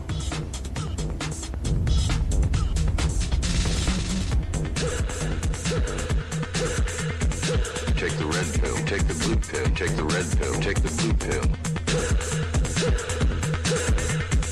Take the red pill, take the blue pill, take the red pill, take the blue pill. Take the red pill, take the blue pill, take the red pill, take the blue pill. You take the red pill, and I show you how deep the rabbit hole goes. You are listening to the Red Pill Reality Show. I'm your host, Riscala, coming to you from sunny South Florida on the LNM network. And believe it or not, it's almost the middle of December. Time for me continues to just fly by, literally fly by in a blur. Again, another reason that it is important, it is critical. We've reached a point where people really need to take action. People really need to stand out, speak up, and not be afraid. I have mentioned earlier that if you think that this is to, my intention here is to make people fearful, you're absolutely wrong. That is not my intention at all. My intention is to bring knowledge to people so that they can respond accordingly. And the last thing I want to do is create any fear, because that is exactly what this small group of people that is primarily within our government today that is causing all of these problems. When you look at the overall number of people that are in this country today, and you look at the number of people who have control over them, it is absolutely insane to allow this to continue. We have one particular one who people refer to as the president, who decides what is and what isn't going to be law anymore. More and more people are standing up to him. But what my question is, why is it taken to get to this point? Are we at a point now where we are going to remove this man and put him where he belongs? And that would be behind bars. Or are we just going to allow this to continue? The greatest deceit, the greatest fraud that has ever occurred, possibly in the history of civilization, has been perpetrated by this man and what they call his family. There is no records of his, quote, wife giving birth to these children. There are records, however, of his wife being a man at one point. I find it rather curious that a celebrity brings out on mainstream media the fact that the First Lady, as we refer to her, is not really a First Lady at all. That the First Lady was a man at one time. And then shortly thereafter, this person turns up dead. I think, as a matter of fact, when she first said that, I said, I don't recall whether I was on with Michael Vera or whether I was on my show. I said, it's going to be rather curious to see what happens to her in the next month or so. And it was within a month she was gone. We have such... what's the word I'm looking for? We have people who are so brazen, and they are unfortunately in a position that is so powerful that if you speak against them, they can make your life miserable. You know, I think about the Breitbarts of this world, how this man was going to supposedly divulge information, I think it was on a Saturday, and then Friday night he mysteriously dies, or maybe it was a Sunday and a Saturday. And it was one day, the next day, that he was supposed to give this information regarding this man that they called a president, that was going to completely destroy his political career. And then he turns up dead. And of course all of his records are confiscated, because we're under investigation. How is it that people can't put all of this together? To me, it's just like, oh my God. But it goes on day in and day out. So I've expressed to you how we are literally being killed. Soft kill is how they refer to it. Now some will respond to the kill faster than others. We're talking about primarily both ends of the spectrum of life, the very, very young and then the elderly. They seem to be the most susceptible to this. So they typically numbers show that they're the first to go. The people in the middle live longer, but then have a degree of quality of life removed due to all of the wonderful things that you could possibly get. If it's not breast cancer, it's, well, let's see, in my case it was prostate cancer. If it's not prostate cancer, for those of you who love to smoke, it's lung cancer. And for some of you who have never smoked in your lives, you can still get lung cancer. You ever think about that? And of course, there's the old brain cancer. You know what they have to do then when you have brain cancer? Loads of chemotherapy, loads of radiation. You'd be lucky if you're a vegetable when they're done with you. But they'll get rid of that cancer, and they'll make a hell of a lot of money doing it. Let me just remind you. Is this what you want? Is this the kind of lifestyle that you want? You know, if you think that you have a lot of money and you're not susceptible to all this, you're believing a lie. Look at how many rich people get sick, and then they fall into this trap, especially if they get cancer. Even celebrities. They believe the lies of the great pharma industry. And this is the way we have to do it. If you have cancer, you must get either chemotherapy, radiation, or surgery, or any variation thereof. That's what they tell their doctors. Their doctors are bound by their agreement that is the only thing they can offer you if you show up with cancer. They've known for a very long time that there are alternative, very good alternative treatments that work quite well. Far better than chemotherapy, far better than radiation, certainly far better than surgery. But you see, those alternative treatments, they're not patentable. So they can't make their money. We're back to money. You know, I submit to you that we've got to find a better way for us to interact with each other when it comes to money. And what we call money today isn't really even money anymore. I mean, this is the sad part of this. There are so many aspects to this that is so insane. Let's talk about money for a moment and what people are going through for this thing that we call money. There are people who rob people. There are people who kill people so that they can have this, quote, money. There are people who are addicted to drugs and do crazy things to get this, quote, money. But the reality of it is this money that you and I refer to is really worthless. It really is. It has no value other than the perception that you and I have. And maybe that is an important subject to discuss for a couple of minutes, is perception. Maybe that's one of the reasons so many people don't see what is happening, is their perception has been corrupted in a way that their perception is only seeing a certain part of the picture. It's your perception. This money, this thing we call money, isn't worth what it's printed on.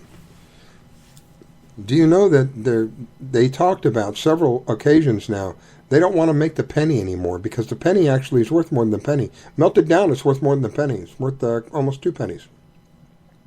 1.7 cents, I think was the last. It goes up and down. Depends on how much copper content is in the penny. They remove the mineral from, so it's not all copper anymore. It's a mixture of things now. And the same thing with our quarters and our nickels and our dimes. At one time they were all silver, not pure, but pretty much silver. 9.98, something like that, silver. In some cases it was a little less than that. My point being is that at one time it was money. At one time it really was. When I was growing up, that dollar bill that we see day in and day out, I want you to look at the top of that dollar bill and notice that it says Federal Reserve Note. Do you know what I had when I was growing up? Didn't say that at all. It said Silver Certificate. And I did some chores for my dad, and he gave me this dollar bill. And as a kid, I liked the feel of that coin. To me, it was this big coin, because I was a kid, and this big silver dollar was much better. It felt, I don't know, I liked it. I liked the feel of that more than I liked that paper. That paper just felt like it could burn or tear very easily. But that coin represented strength, and it had weight to it. So I asked my dad, I said, Dad, can you give me a silver dollar? He says, well, I don't have any more, but I'm going to the bank and I'll take you with me. Just give them that and they'll give you a silver dollar. And that's exactly what happened. I went to the bank. I presented this thing that you and I now call a dollar that was called a silver certificate. I presented that to the lady, and the lady handed me, in the blink of an eye, without question, boom, handed me a silver dollar. Now, do you know what that silver dollar is worth today? Depending upon the market, I haven't checked lately. At one time, it had soared up to, I think $27, $27.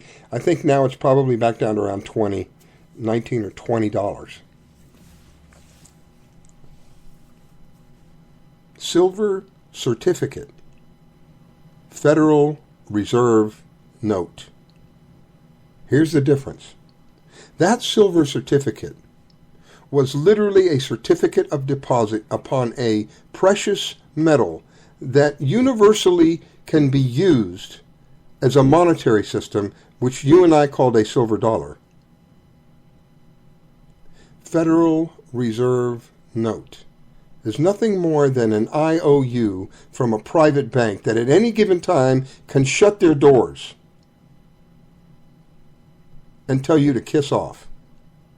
And more countries around this planet are realizing that, to the point that our dollar, which was the prestige monetary around the world, had reached the point where almost anywhere in the world the American dollar was welcome.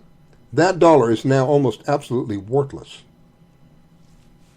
To the point where we have lost that prestige position of being the currency of the world. More and more countries are turning away from the dollar. What does that mean to you and me, my friends? It means that everything around here is going to get really expensive very quickly.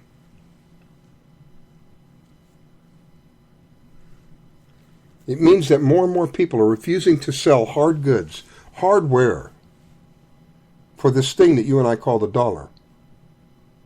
I mentioned to you earlier, we no longer produce anything. What we do produce is death. We are consumers. They have conditioned all of us to consume. And if it doesn't work, throw it away and buy another one. Because we have the dollar.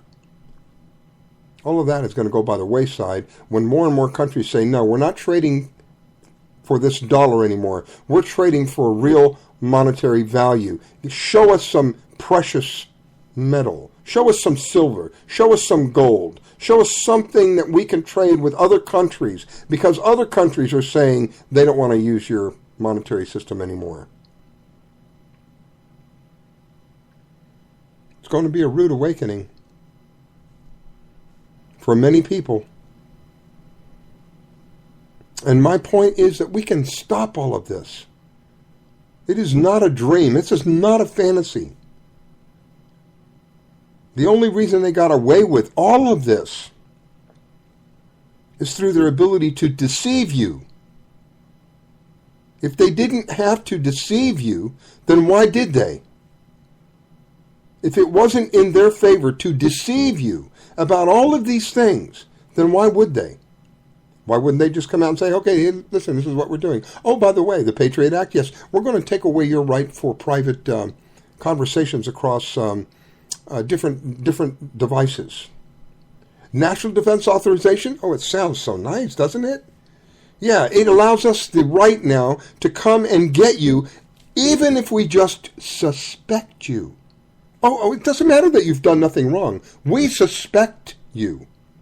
So we're going to have the military arrest you and take you away. And no, you have no due rights. There is no process. We'll decide where you're going to go. We'll decide what we're going to do, torture, whatever. It's all up to us now. National Defense Authorization Act. Very patriotic sound. The Affordable Health Care Act. Another, doesn't that sound wonderful? Affordable Health Care Act. Another scam. Another fraud perpetrated upon the American people. Another unconstitutional move by this administration. Enough to put them in behind bars for what they have done. But nobody wants to speak up against them. Nobody wants to speak up about it. Don't you think it's time that you and I do that? Since our representatives refuse to represent us and absolutely support the further infringement of corporations into our lives, don't you think it's about time that you and I kick them? Maybe that's a better word. I was going to say tell them, but why don't we just kick them in the proverbial behind and tell them to get the hell out? We'll find some people who will represent us. And if they don't, we'll kick them out until we do get somebody who is willing to represent our best interests and no longer these big corporations. You don't think this affects you? We're looking at a possible another world war within the next year, my friends. Don't believe me. Go do your research.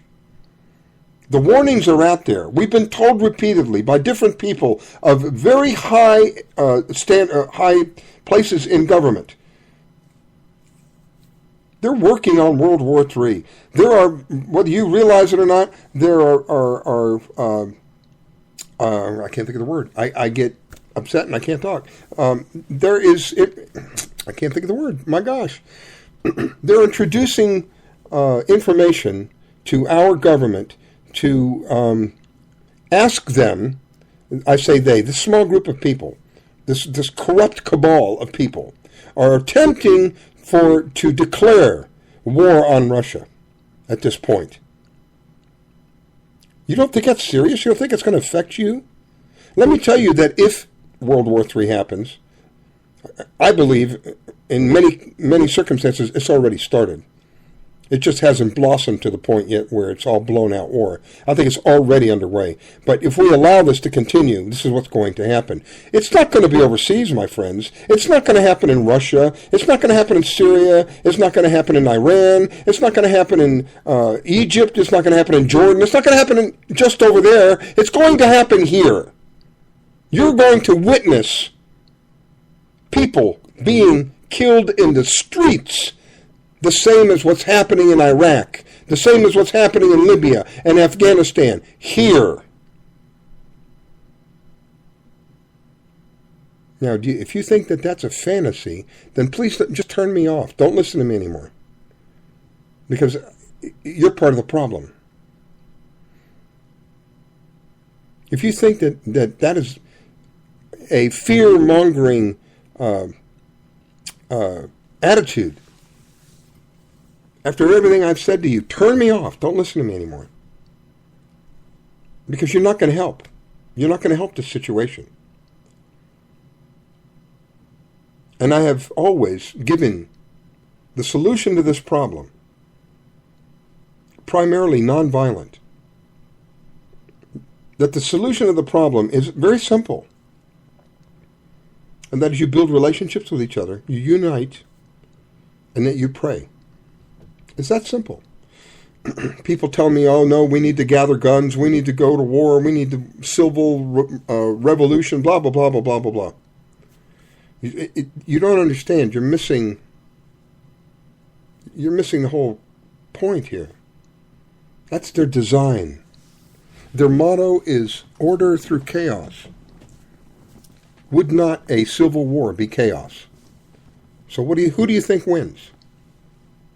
The one thing that they cannot protect themselves against is the unification of the people. This is why they keep passing all of these laws to protect them from us. Why do you think that they want to limit our First Amendment? There are free speech zones. You know, you can take that and cram it up your nose and twist while you're at it. Free speech zones. Shove it. Go pound sand. That's how I feel about that. The entire United States of America is a free speech zone, my friend. But if you say the wrong thing, and there happens to be a Secret Service man around, along with this man that they call the president, if you say the wrong thing, you can be arrested under felonious charges. Felony. For speaking. You don't think that we are under a danger today? And it's just going to get worse. This is how it works with them. We are under, let me back up a minute. We are on track. We are on a track that leads us to ultimately full control over our lives.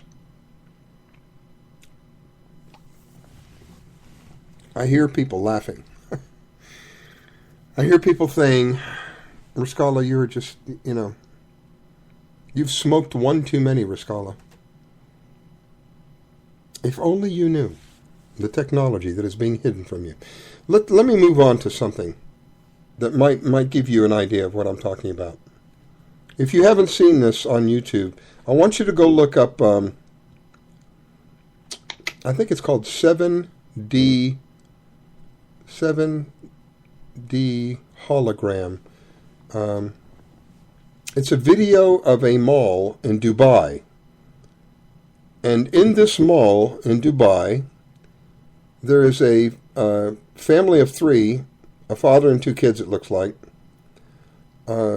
standing in an island area where there's no stores around this particular area. As they stand there, you can watch a dinosaur walk up to them. And you would not know that it's not real other than you can walk through the dinosaur. Other than that, no. You can watch a leopard walk up and lay down, and the sun appear to pet this leopard, this wild leopard. You can see a porpoise come out of the sidewalk and enter back into what appears to be water.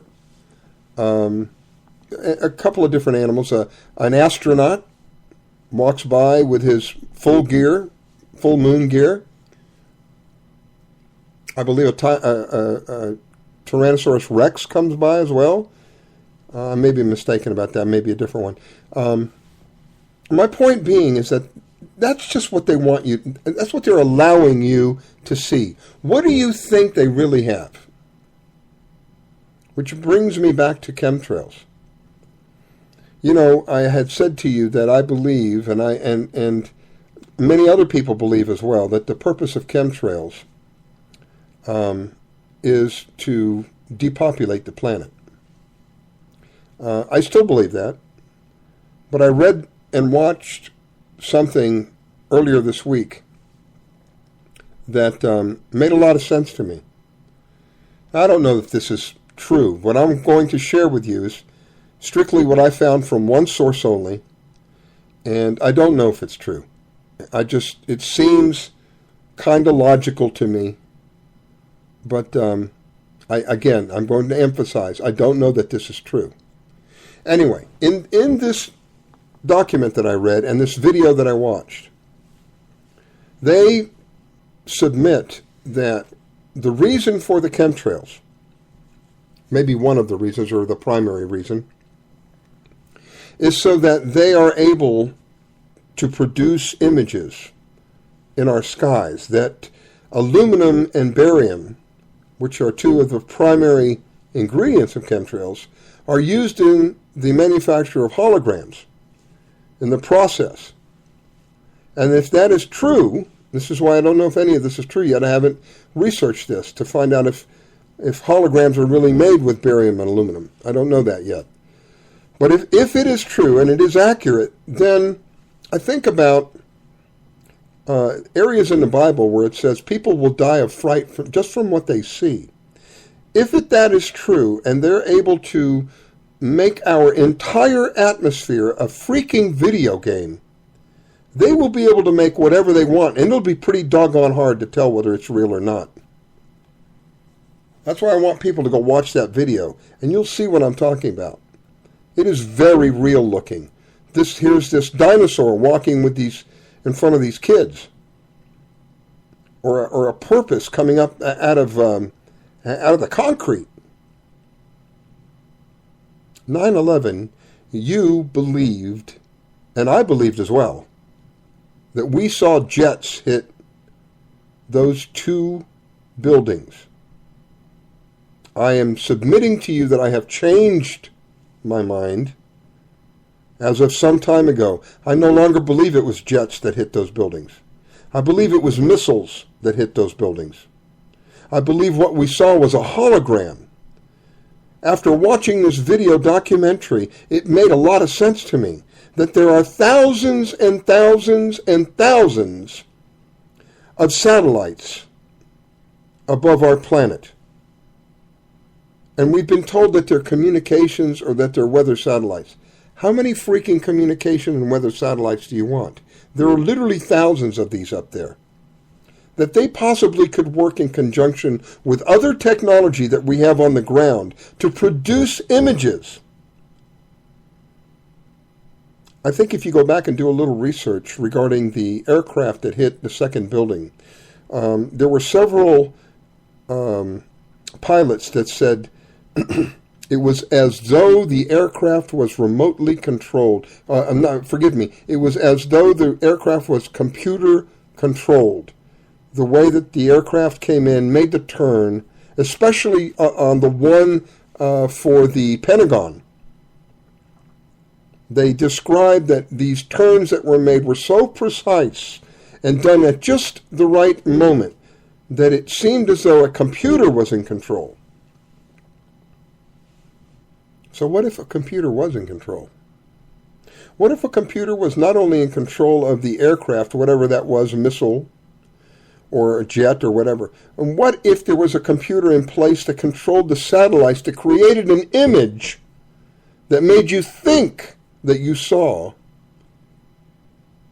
an aircraft hit a building?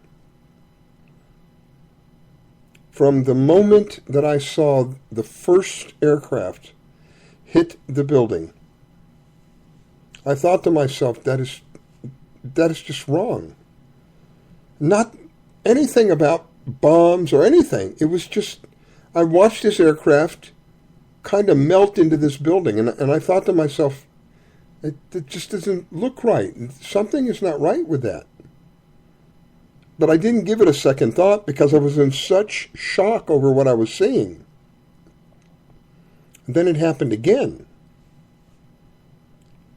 And I kept saying to myself, this is not real. This can't be real. I'm sure a lot of people were thinking that. This can't be happening, especially those that were there witnessing what's going on. This is beyond belief. And then the buildings came apart. And then I watched building number 7 at 5:20 in the afternoon come down, and that pretty much wrapped it up for me. There definitely was something wrong. We had not been told accurately. At that point, I didn't believe in any conspiracy theories. I didn't believe in bombs. I didn't believe in any of that. I just knew that what I was seeing didn't make any sense. By 5 o'clock, when I first was exposed to what had happened, I was the one who was in shock and awe. But by 5 o'clock, I had settled down quite some and started to look at it logically. How did this building come down? It didn't even get hit by an aircraft. And the way that it came down looked identical. Identical. There was no difference to a building that had been purposely demolished. That was a controlled demolition. And how did they know that it was 19 Saudis so quickly?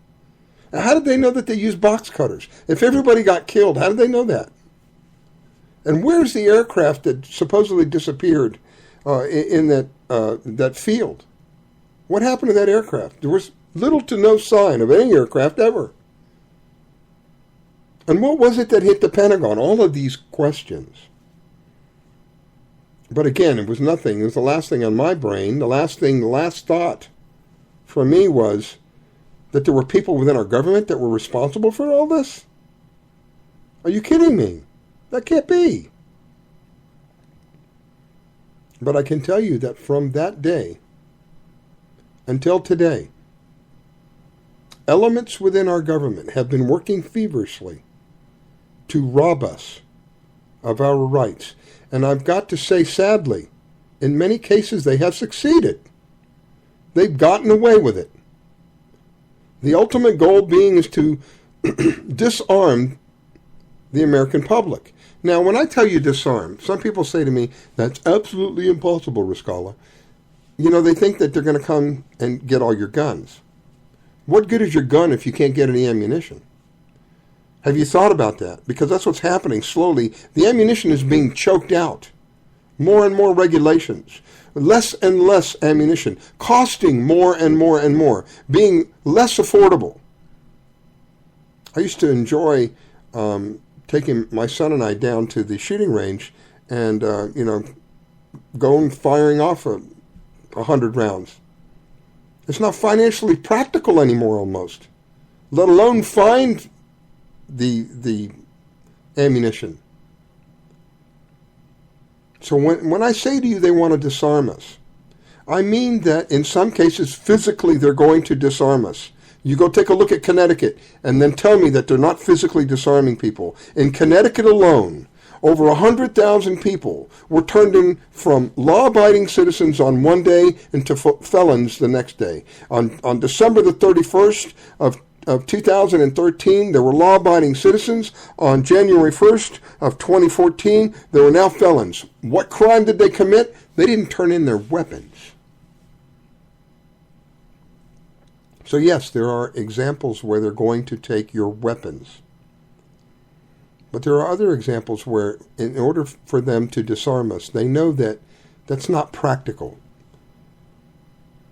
So you can have your weapon, but you just won't have any firepower, or you'll have extremely limited firepower. Like, oh, you can't have more than 5 rounds in that clip. Really? I submit to you that any gun control whatsoever, is absolutely unconstitutional. It does not go by the Founding Fathers' wish. The Founding Fathers' wish was to have an armed populace. Why? Because if the government ever went rogue, the populace could take care of the problem immediately.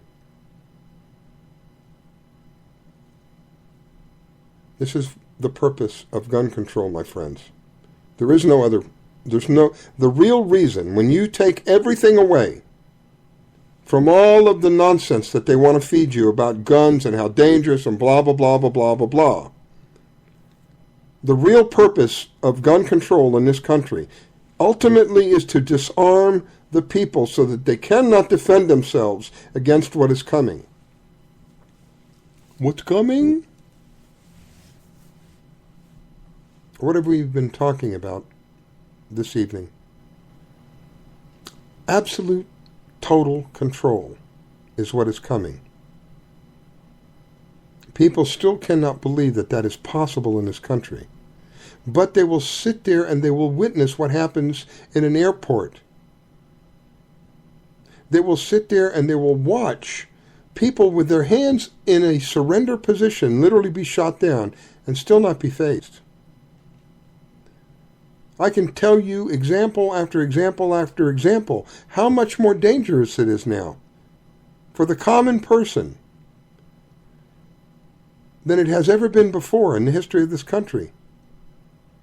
But it doesn't faze anybody because it doesn't affect them personally. They don't believe it does. Their perception is still that of, oh, everything is fine. I can still go shopping. I can still travel from point A to point B. Depending upon what mode of travel you choose, that could be arguable. Because if you plan on traveling from point A to point B and think that you're free using an airline, you're absolutely mistaken. They're going to violate your personal rights for your safety? Does that make sense to you? Does that make you feel free? Because as an American citizen, we have the right to travel from point A to point B, unencumbered. But we allow this to continue. I've shared with you how now, more than ever before, the police departments that were intended to keep the peace, they used to be called peace officers, is now militarized. Unfortunately, not just physically, mentally. This is why you see so many cops shooting unarmed people. In their mind, this is the enemy. I just watched a video about a New York detective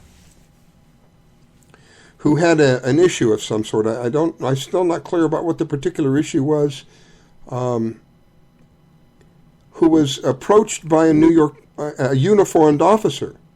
As the officer approached, this detective identified himself as a New York City detective, police department detective, showed him his badge, his identification, and before it was all over and done with, this man had been beaten, had been thrown to the ground, handcuffed, arrested, and taken down. Now, mind you, they knew he was a cop. This is what I find interesting. This man, of course, took the route of filing all the charges against them and was successful, except that he wasn't able to have them removed from the police department. That they, again, that proverbial, they operated within departmental policy. Bull crap. But he said something towards the end of the video that really caught my attention. He said they decided to save the 3 white horses over, because this detective was black, over the dark one. But see, I think it goes deeper than just colors. I think it really didn't matter. Well, it may have mattered a little bit that they were white, but I think what really mattered is that they were young. You see, they were the young ones who came back from the war. This gentleman, this older cop, had been a cop for 28 years serving on the police department. He knows about constitutional rights and having compassion when dealing with people. These young guys, they're the ones who shoot now. We'll figure out what we're going to say later. And that's what they want. That's why I really believe that's why they kept the younger guys and didn't expel them from the police department. This man, this veteran, this 28-year veteran of the police department, ended up resigning because of this incident. I really believe that it wasn't just the color of their skin. It was their age. I think that's really what had the most weight, if you will, in the decision-making. It was their age. They were the younger ones. And I base this upon an experience I had myself one day. I was here on the turnpike.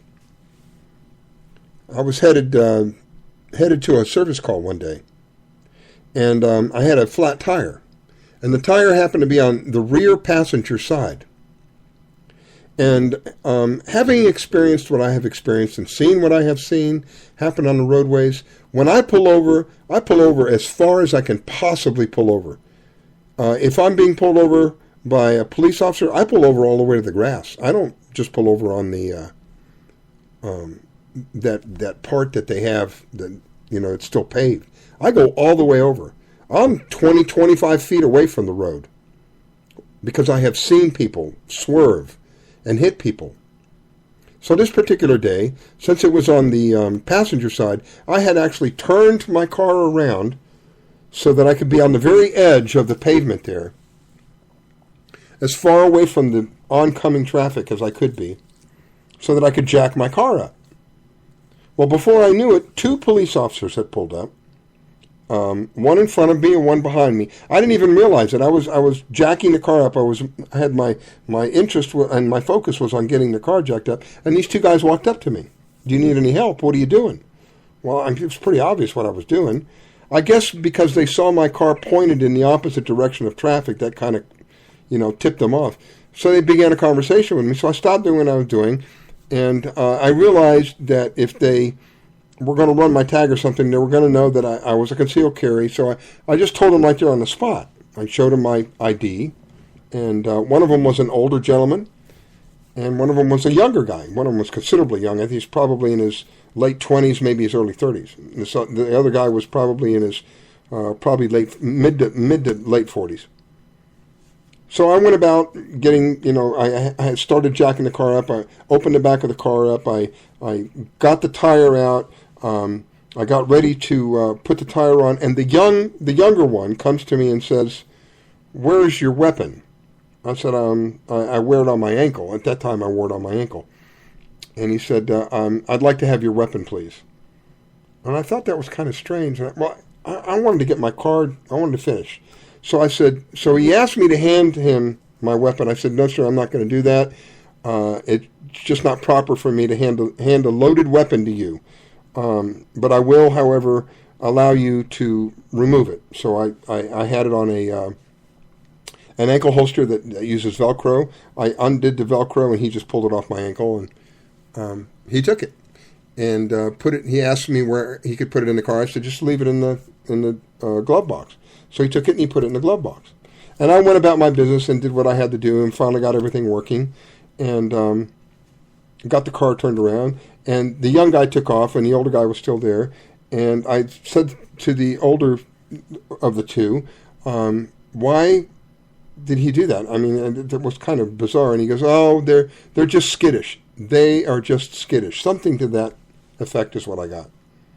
They're being trained, my friends. They are being trained to be afraid of us, or not, maybe not to be afraid of us, but to feel that they should be afraid of us for some reason. And it is that specific feeling that allows them to shoot people and not get in trouble. If you look at any of these unarmed shootings, you will find that the police officers, time in and time out, constantly say, I felt threatened. Nobody shot at him. Nobody pointed anything at him. I'm not saying in every case. I'm saying in cases. I'm thinking of one specifically right now that was a 12-year-old boy with a BB gun. They clearly said the boy did not threaten them, did not point the gun at them. They just killed him. They just murdered him. And then they get paid. They get put on paid administrative leave. They have incentives to kill us. I'm trying to point out the insanity of the lives that you and I are living under right now.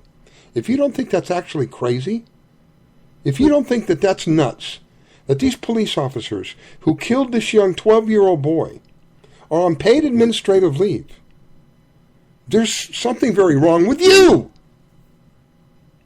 Because that's the problem that we're going through today. There was a time when they had to prove that their life was in danger, not just feel or think. You know, there was a time when they actually waited for somebody to shoot at them before they shot back. Now it's, oh, no, I felt my life was in danger, I'm going to shoot. And then the department says, well, the officer operated within departmental policies. Or he followed departmental procedure. They're telling you, we're training our officers to do these things. We're entering an era unforeseen, I believe, by the majority of the people. And that era is militarization. More and more and more. So I started the show off tonight by playing that song about the chemtrails and then following up with why we should be speaking out against these things. And I'm telling you now, your life is in danger. I've expressed to you that the air that you're breathing is introducing toxic materials into your body. At some point, and I can't tell you when, it may be 5 years, it may be 10 years, I don't know, it may be 50 years. It depends upon your immune system. But I can tell you, there's no escaping it. At some point, your body's going to be affected by this stuff. Now, do you want to voluntarily allow these people to continue to poison you? And anybody that you know and anybody that you care about? Because that's what they're doing. And it doesn't stop with the air. It's in the water. It's in the food. That's why I tell you, there's no time left anymore. There's no thinking about this anymore. Go do your research and find out how GMOs affect your very DNA. Genetically modified organisms can change your DNA. They can turn you into something that you're not. You understand? You don't think that that's important? You don't think that that is a threat to your very life? 1 in 3 people are going to get cancer. You don't think that's important? Take a look around you. Count 4 people around you. One of them is going to get cancer. The other one's probably going to have traces of cancer in their body. That there is technology that can suppress and kill cancer. But you can't have it. It's illegal. Take a look around you. You are 8 times more likely to be killed by law enforcement individual than you are a terrorist. You don't think that your life is in danger? You don't think that that is an incentive to begin to speak up and stand for what is right? Take a look around you. Tell me where you can go now and not be under some kind of surveillance. That thing that you hold in your hand, that you read every day, that you talk to people with, that thing, that smart device that you have, that's a piece of technology that can be used against you, that can listen in and watch you at any given time, even when you think it is off. That law enforcement individuals have the technology, as they're flying above you in either an aircraft or a helicopter of some sort, to hijack that information off of that device and use it against you. You don't think that your life is in danger.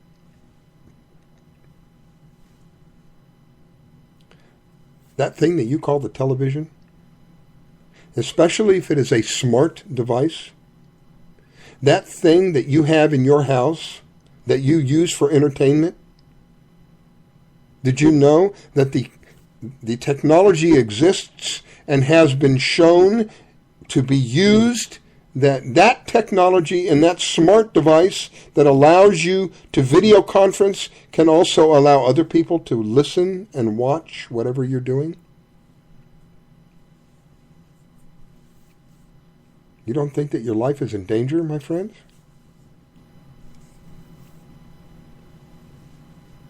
What about your children?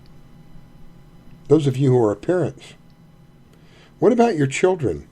I know when I was growing up, my parents sacrificed so very much so that I could have a life that was better than theirs.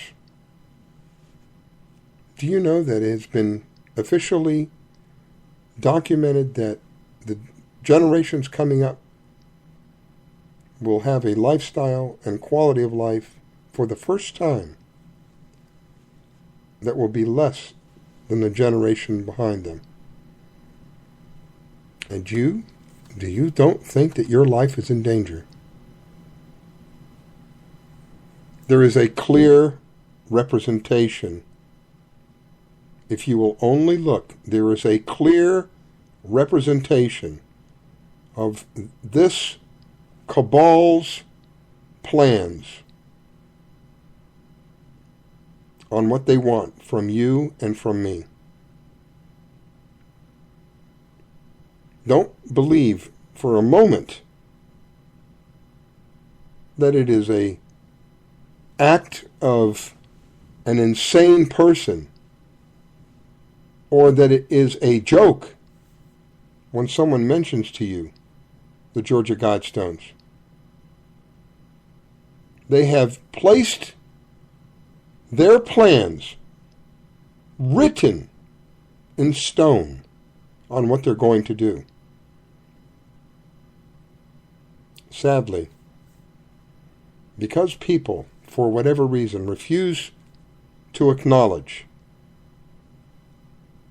their plans are pretty much going as expected. As I have said to you earlier, it is my place, my intention, to put a stop to those plans. If I can't stop them, at least slow them down to give us enough time to wake more people up so that we can stop them. Because the plans that they have for you and us are not sweet dreams, my friends. They are anything but. If they're not going to be literally killing us slowly, they will be killing us fast. As we enter towards the final portion of their plan, when the numbers of people will be smaller and smaller and smaller and unable to fight back properly, at that point you will begin to see their true colors. You will begin to hear about all of the guillotines that they have. You will know firsthand about all the camps that are placed around this country for the specific purpose of holding prisoners that would be people like me. Anybody who speaks up, speaks out, speaks against. Anybody who doesn't follow the flow anybody who thinks outside the box, anybody who has a creative thought, all go into these camps. Now, I can present you with all kinds of evidence that can show you straight up what I'm telling you is accurate. The ultimate plan for this country is that we come under total control.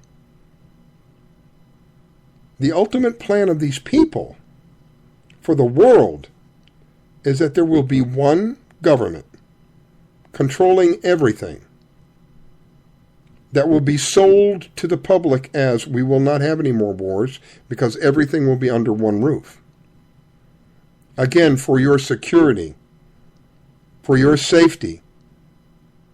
But the real reason is that they want control over you, your children.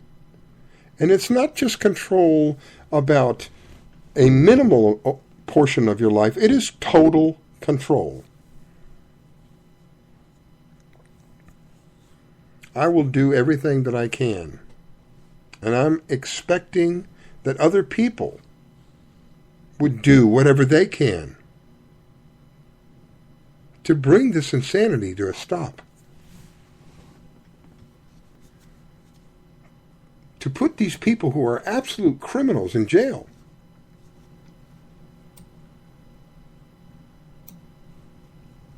But I'm trying to find a path to reach people. I'm here doing what I do, trying to express to people how critical the situation is.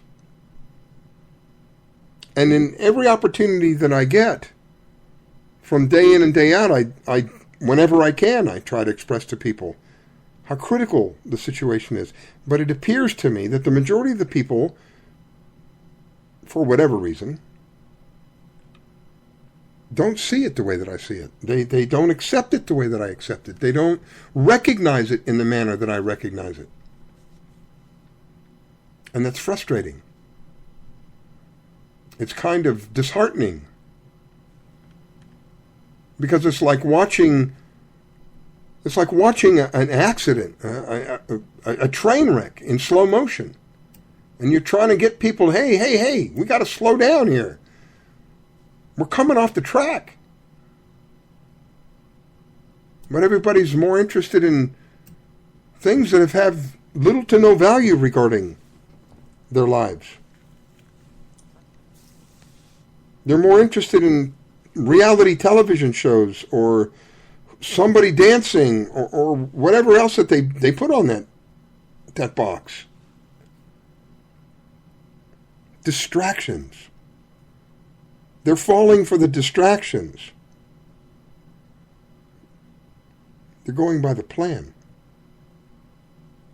Orders for chaos. You know, I don't hear any more about the Ebola virus, do you?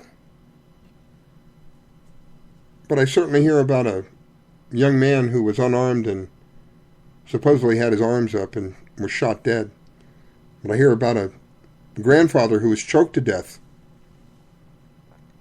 as his last words was, "I can't breathe." But you don't hear about how your rights are being stolen from you. As these stories are used for excuses. You know, let's talk about Eric Garner for a minute. A grandfather who was accused of a horrendous crime. Just a terrible, terrible crime. So bad this crime was that it cost him his life. Oh, what was his crime? He was selling cigarettes, I believe, if I'm not mistaken, individually. So did you know that selling cigarettes individually can cost you your life? Well, they operated within departmental policy. Of course they're not going to get in trouble. You know who got in trouble? Do you know who got found? I can't even think of what they found him guilty of. But they brought up on charges the young man who videotaped this murder. He got in trouble. But the murderers got away. Why? Because they wear a badge. Let's look at it from a financial point of view. We had, in this video that I was watching of Eric Gardner, those of you who are not familiar, Eric Gardner was a relatively large man. I think he was about 6'5", weighed about 350 pounds. Was standing on the sidewalk one day when a police officer suspected him of selling cigarettes. And so the police officer approached this man, and Eric responded basically with, "You guys always harassing me. This ends today. No more today. This ends." Something to that effect. Within a span of a minute or two, this man is tackled, to the ground and choked to death. There was at least 1, 2, 3, 4, 5. There was at least 5 police officers, if you want to call them that, around this man because he was selling cigarettes illegally. Now, from a financial point of view, the revenue that the city or whoever it was lost because he sold cigarettes individually is nowhere near the revenue that they spent to try to enforce the law.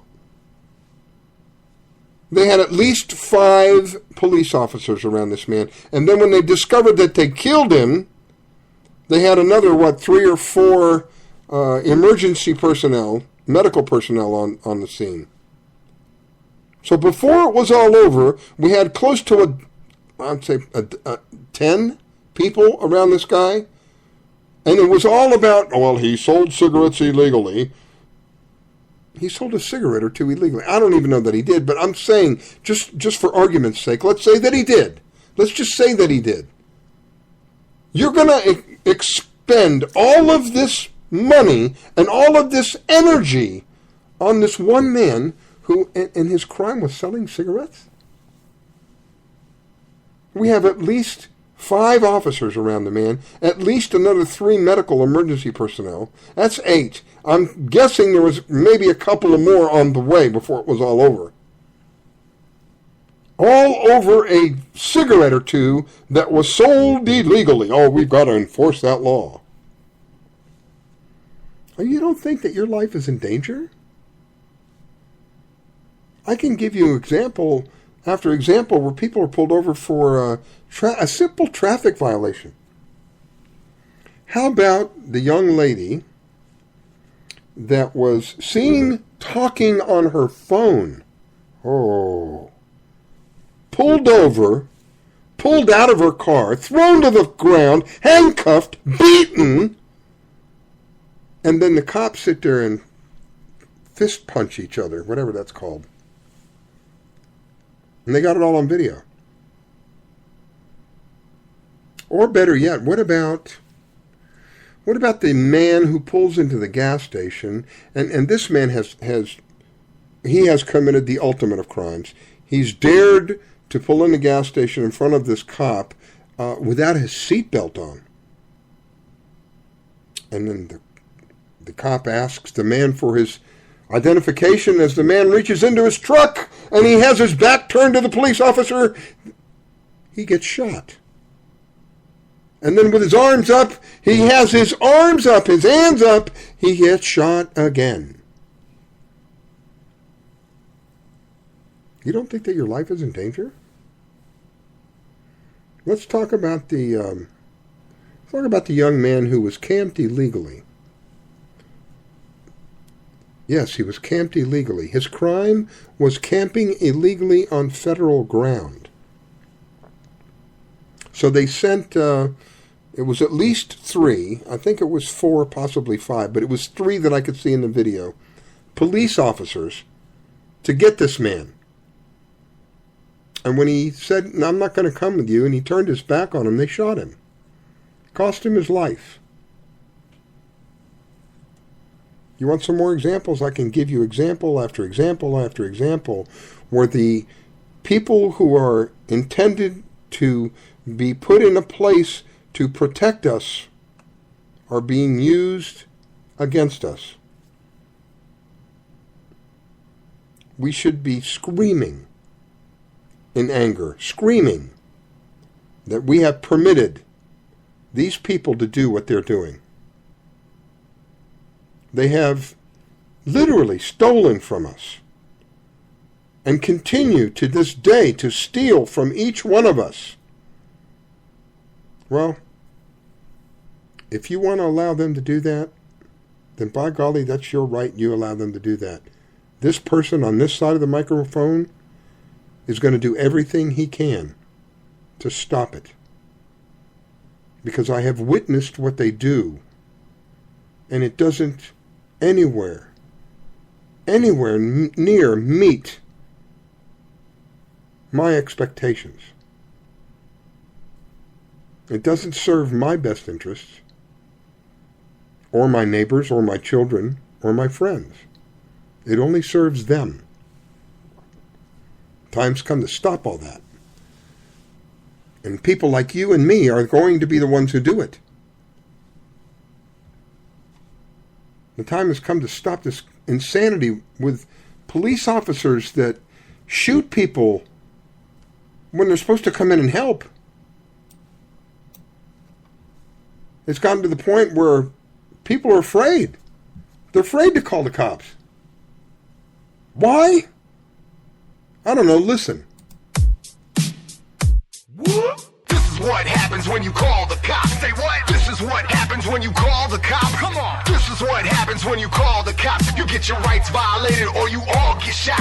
This is what happens when you call the cops. This is what happens when you call the cops. This is what happens when you call the cops. You get your rights violated or you all get shot. I'm sick of people being victimized by criminal cops. Psychopathic predators terrorizing neighborhood blocks. Equipped with pepper spray, mace, cuffs, tasers, and glocks. They like serial killers acting out subliminal thoughts. Forget what you taught. These cops have got a license to kill. Witness intimidation means that they can use it at will. Code of silence means that the pigs will never let out a squeal. And if they go to court, they know the judge will make them a deal. For real, that's why they stopping me, locking me up and stopping me, confiscating my property, talking in my demography, making the poor commodities, profiting off of poverty, enforcing policies, supporting prison economies. Yeah, no one makes money when the violence stops. Hating brutality's the way to make a criminal crop. Blood in the gutters, how the rich butter they bread at the top. And that's why this is what happens when you call the cops. Come on. This is what happens when you call the cops. This is what happens when you call the cops. This is what happens when you call the cops. You get your rights violated or you all get shot. This is what happens when you call the cops. This is what happens when you call the cops. This is what happens when you call the cops. You get your rights violated or you all get shot. 911, what's your emergency? I'm mixed up in the system and these pigs is trying to murder me. They mace me, they tase me, they trained them to hate me, degrade and detain me and change just like slavery. Hands up, face down, left hook right quick. Throw you down, hold you down, smack you with that nightstick. Night shift, riding round, see you with your J's on. You'll get sprayed on over Skittles, word to Trayvon. All the people saying is it's crazy down in Florida. What you saying is you playing, it's the same in California. They ganging like they banging and they'll hang you down in Georgia. Frame you in a case for what you say without a lawyer. Swarming with no warning, now they sorting through your residence. Stormed in with no warrant, now they snorting all the evidence. You better just learn to dodge a box, cause this is what happens when you call the cops. Come on, this is what happens when you call the cops. Say what? This is what happens when you call the cops. Come on. This is what happens when you call the cops. You get your rights violated or you all get shot. Yeah. This is what happens when you call the cops. Come on. This is what happens when you call the cops. Say what? This is what happens when you call the cops. You get your rights violated or you all get shot. We got a baby in the living room. Get the grenades, pull a pin, throw it in the crib, blow him away.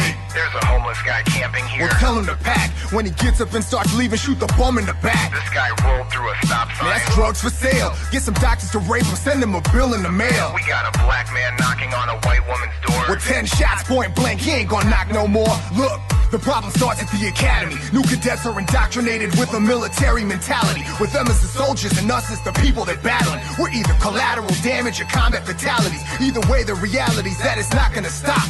Cause this is what happens when you call the cops.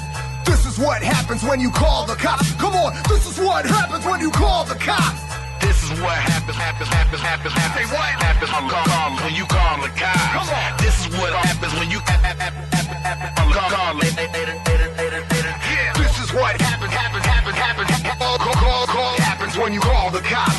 This is what happened. Well, the kill we happen.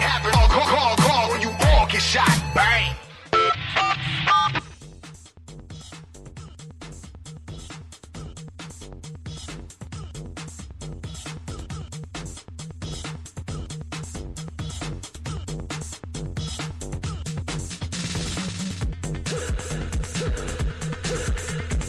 Take the red pill, take the blue pill, take the red pill, take the blue pill.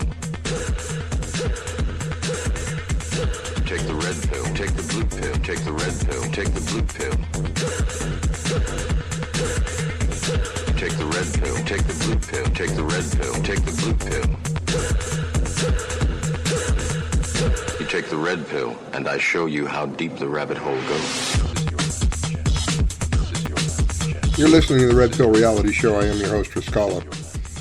Talked about a couple of things tonight that I hope people can understand and truly come to the point of realizing really how critical this is at this point. We have chemtrails to deal with. Here in South Florida, it's almost on a daily basis. I don't know about other places around the United States. I do know this is occurring in all of the NATO countries. So it's not just happening here in the United States, it's happening around the planet as well. We have chemtrails that are being rained down upon us, toxic chemicals. You know, as this performer Jeff Saxon sang his song, Murdering from the Skies. They're literally murdering people from the skies. And I talked to you about the militarization of our police departments and how you and I have become the enemy. Now, there is much, much, much more. But I'm hoping that just with those two examples, you can understand that your life is in danger, my friends. And it's not in danger from some terrorist, some guy in a cave with a satellite phone that's going to hijack aircraft. It's in danger from the very people that you're trusting. It's in danger by the very people who are intended to keep the peace.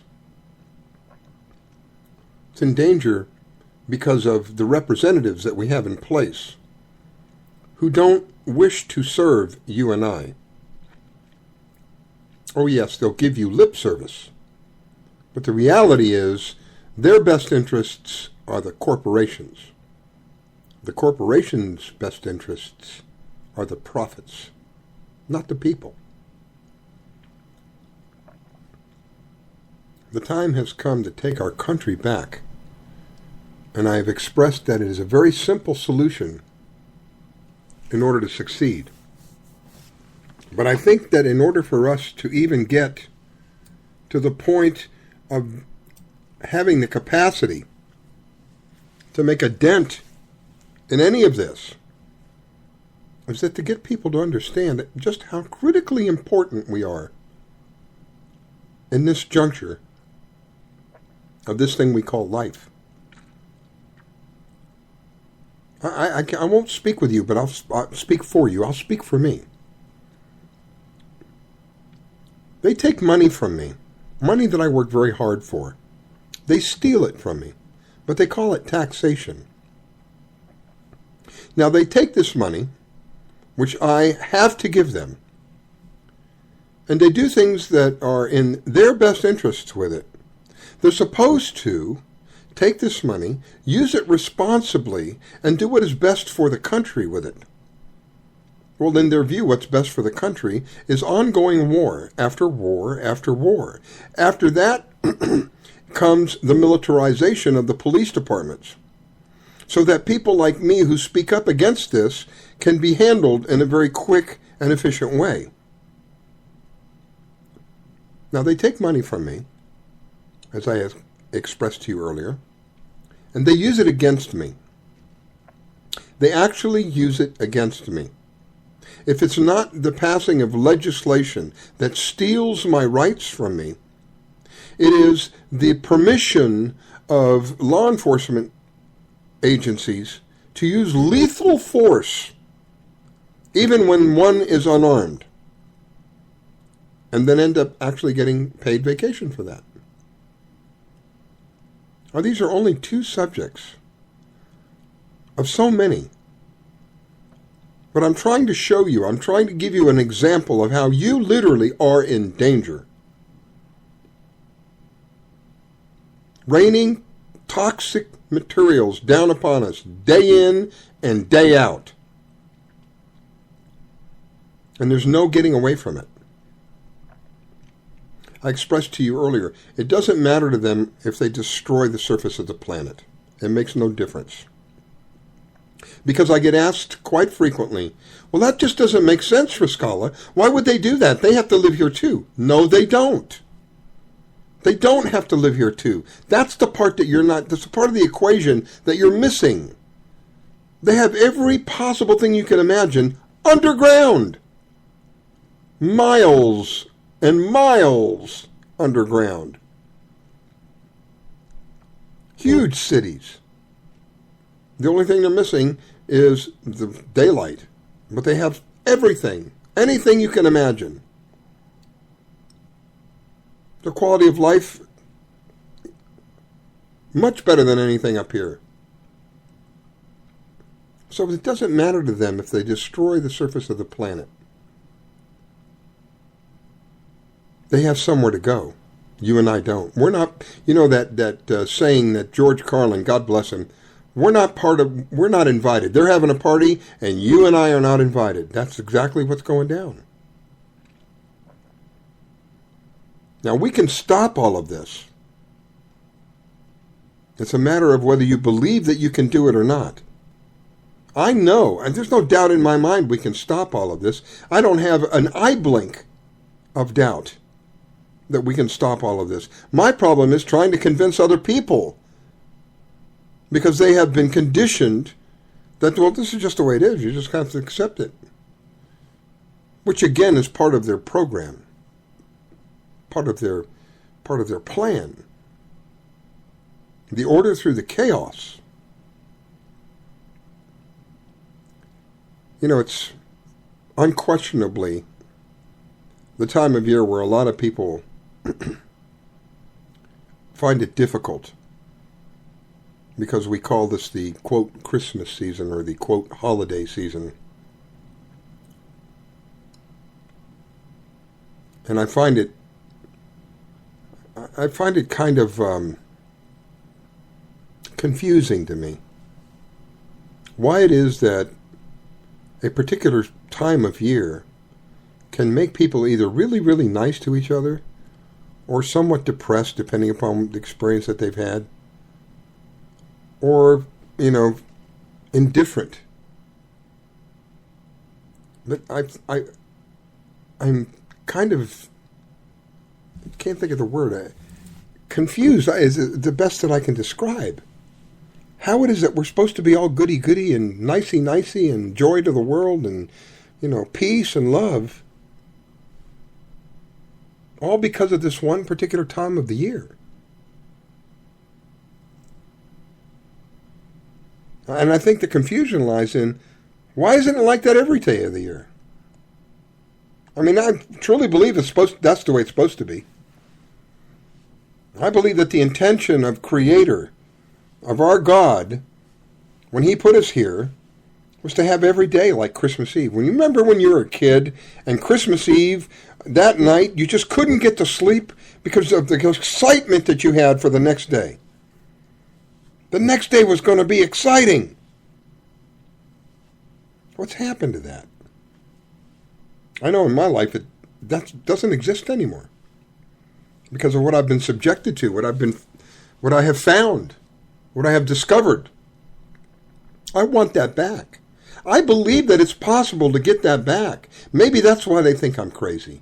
Maybe that's why they think I'm in a fantasy land. But I truly believe that we can have that back. But unfortunately, it's not going to work until people also believe with me the same. We need to be able to build relationships with each other to the point that we can open communications and express to each other that we are there to protect each other. We are there to help each other in whatever capacity that we can. You know, if you're a person that needs help with it, let's say you're a person that needs, your house has got a crack in the foundation, and you don't know about that, but you know somebody who knows about that kind of stuff. I believe that our purpose is to help. That person steps in and helps you in whatever way they can. That's part of the reason that we're here. I don't know of anybody that has all of the answers, but I know that all of us together can surely come up with the truth. Far greater than any one person can. So I'm asking you now, are you ready to take our country back? Because the time is past, and we need people now who are willing to stand, who are willing to do what is necessary for our children, for our loved ones. And the recipe, if you will, the solution is very simple. All you have to do, build relationships. Be united. Pray. I want to thank you for listening. This has been the Red Pill Reality Show. Thank you for taking the time to allow me to express my opinions. And I ask all of you, you don't have to believe a word I say. All I ask is that you listen and then go verify it for yourself. Because I truly believe that once you verify it for yourself, you will understand the importance of how critical it is right now we take our country back. Don't be afraid to take the red pill, my friend. Take the red pill, take the blue pill. Thank you. Take the red pill, take the blue pill. You take the red pill, and I show you how deep the rabbit hole goes.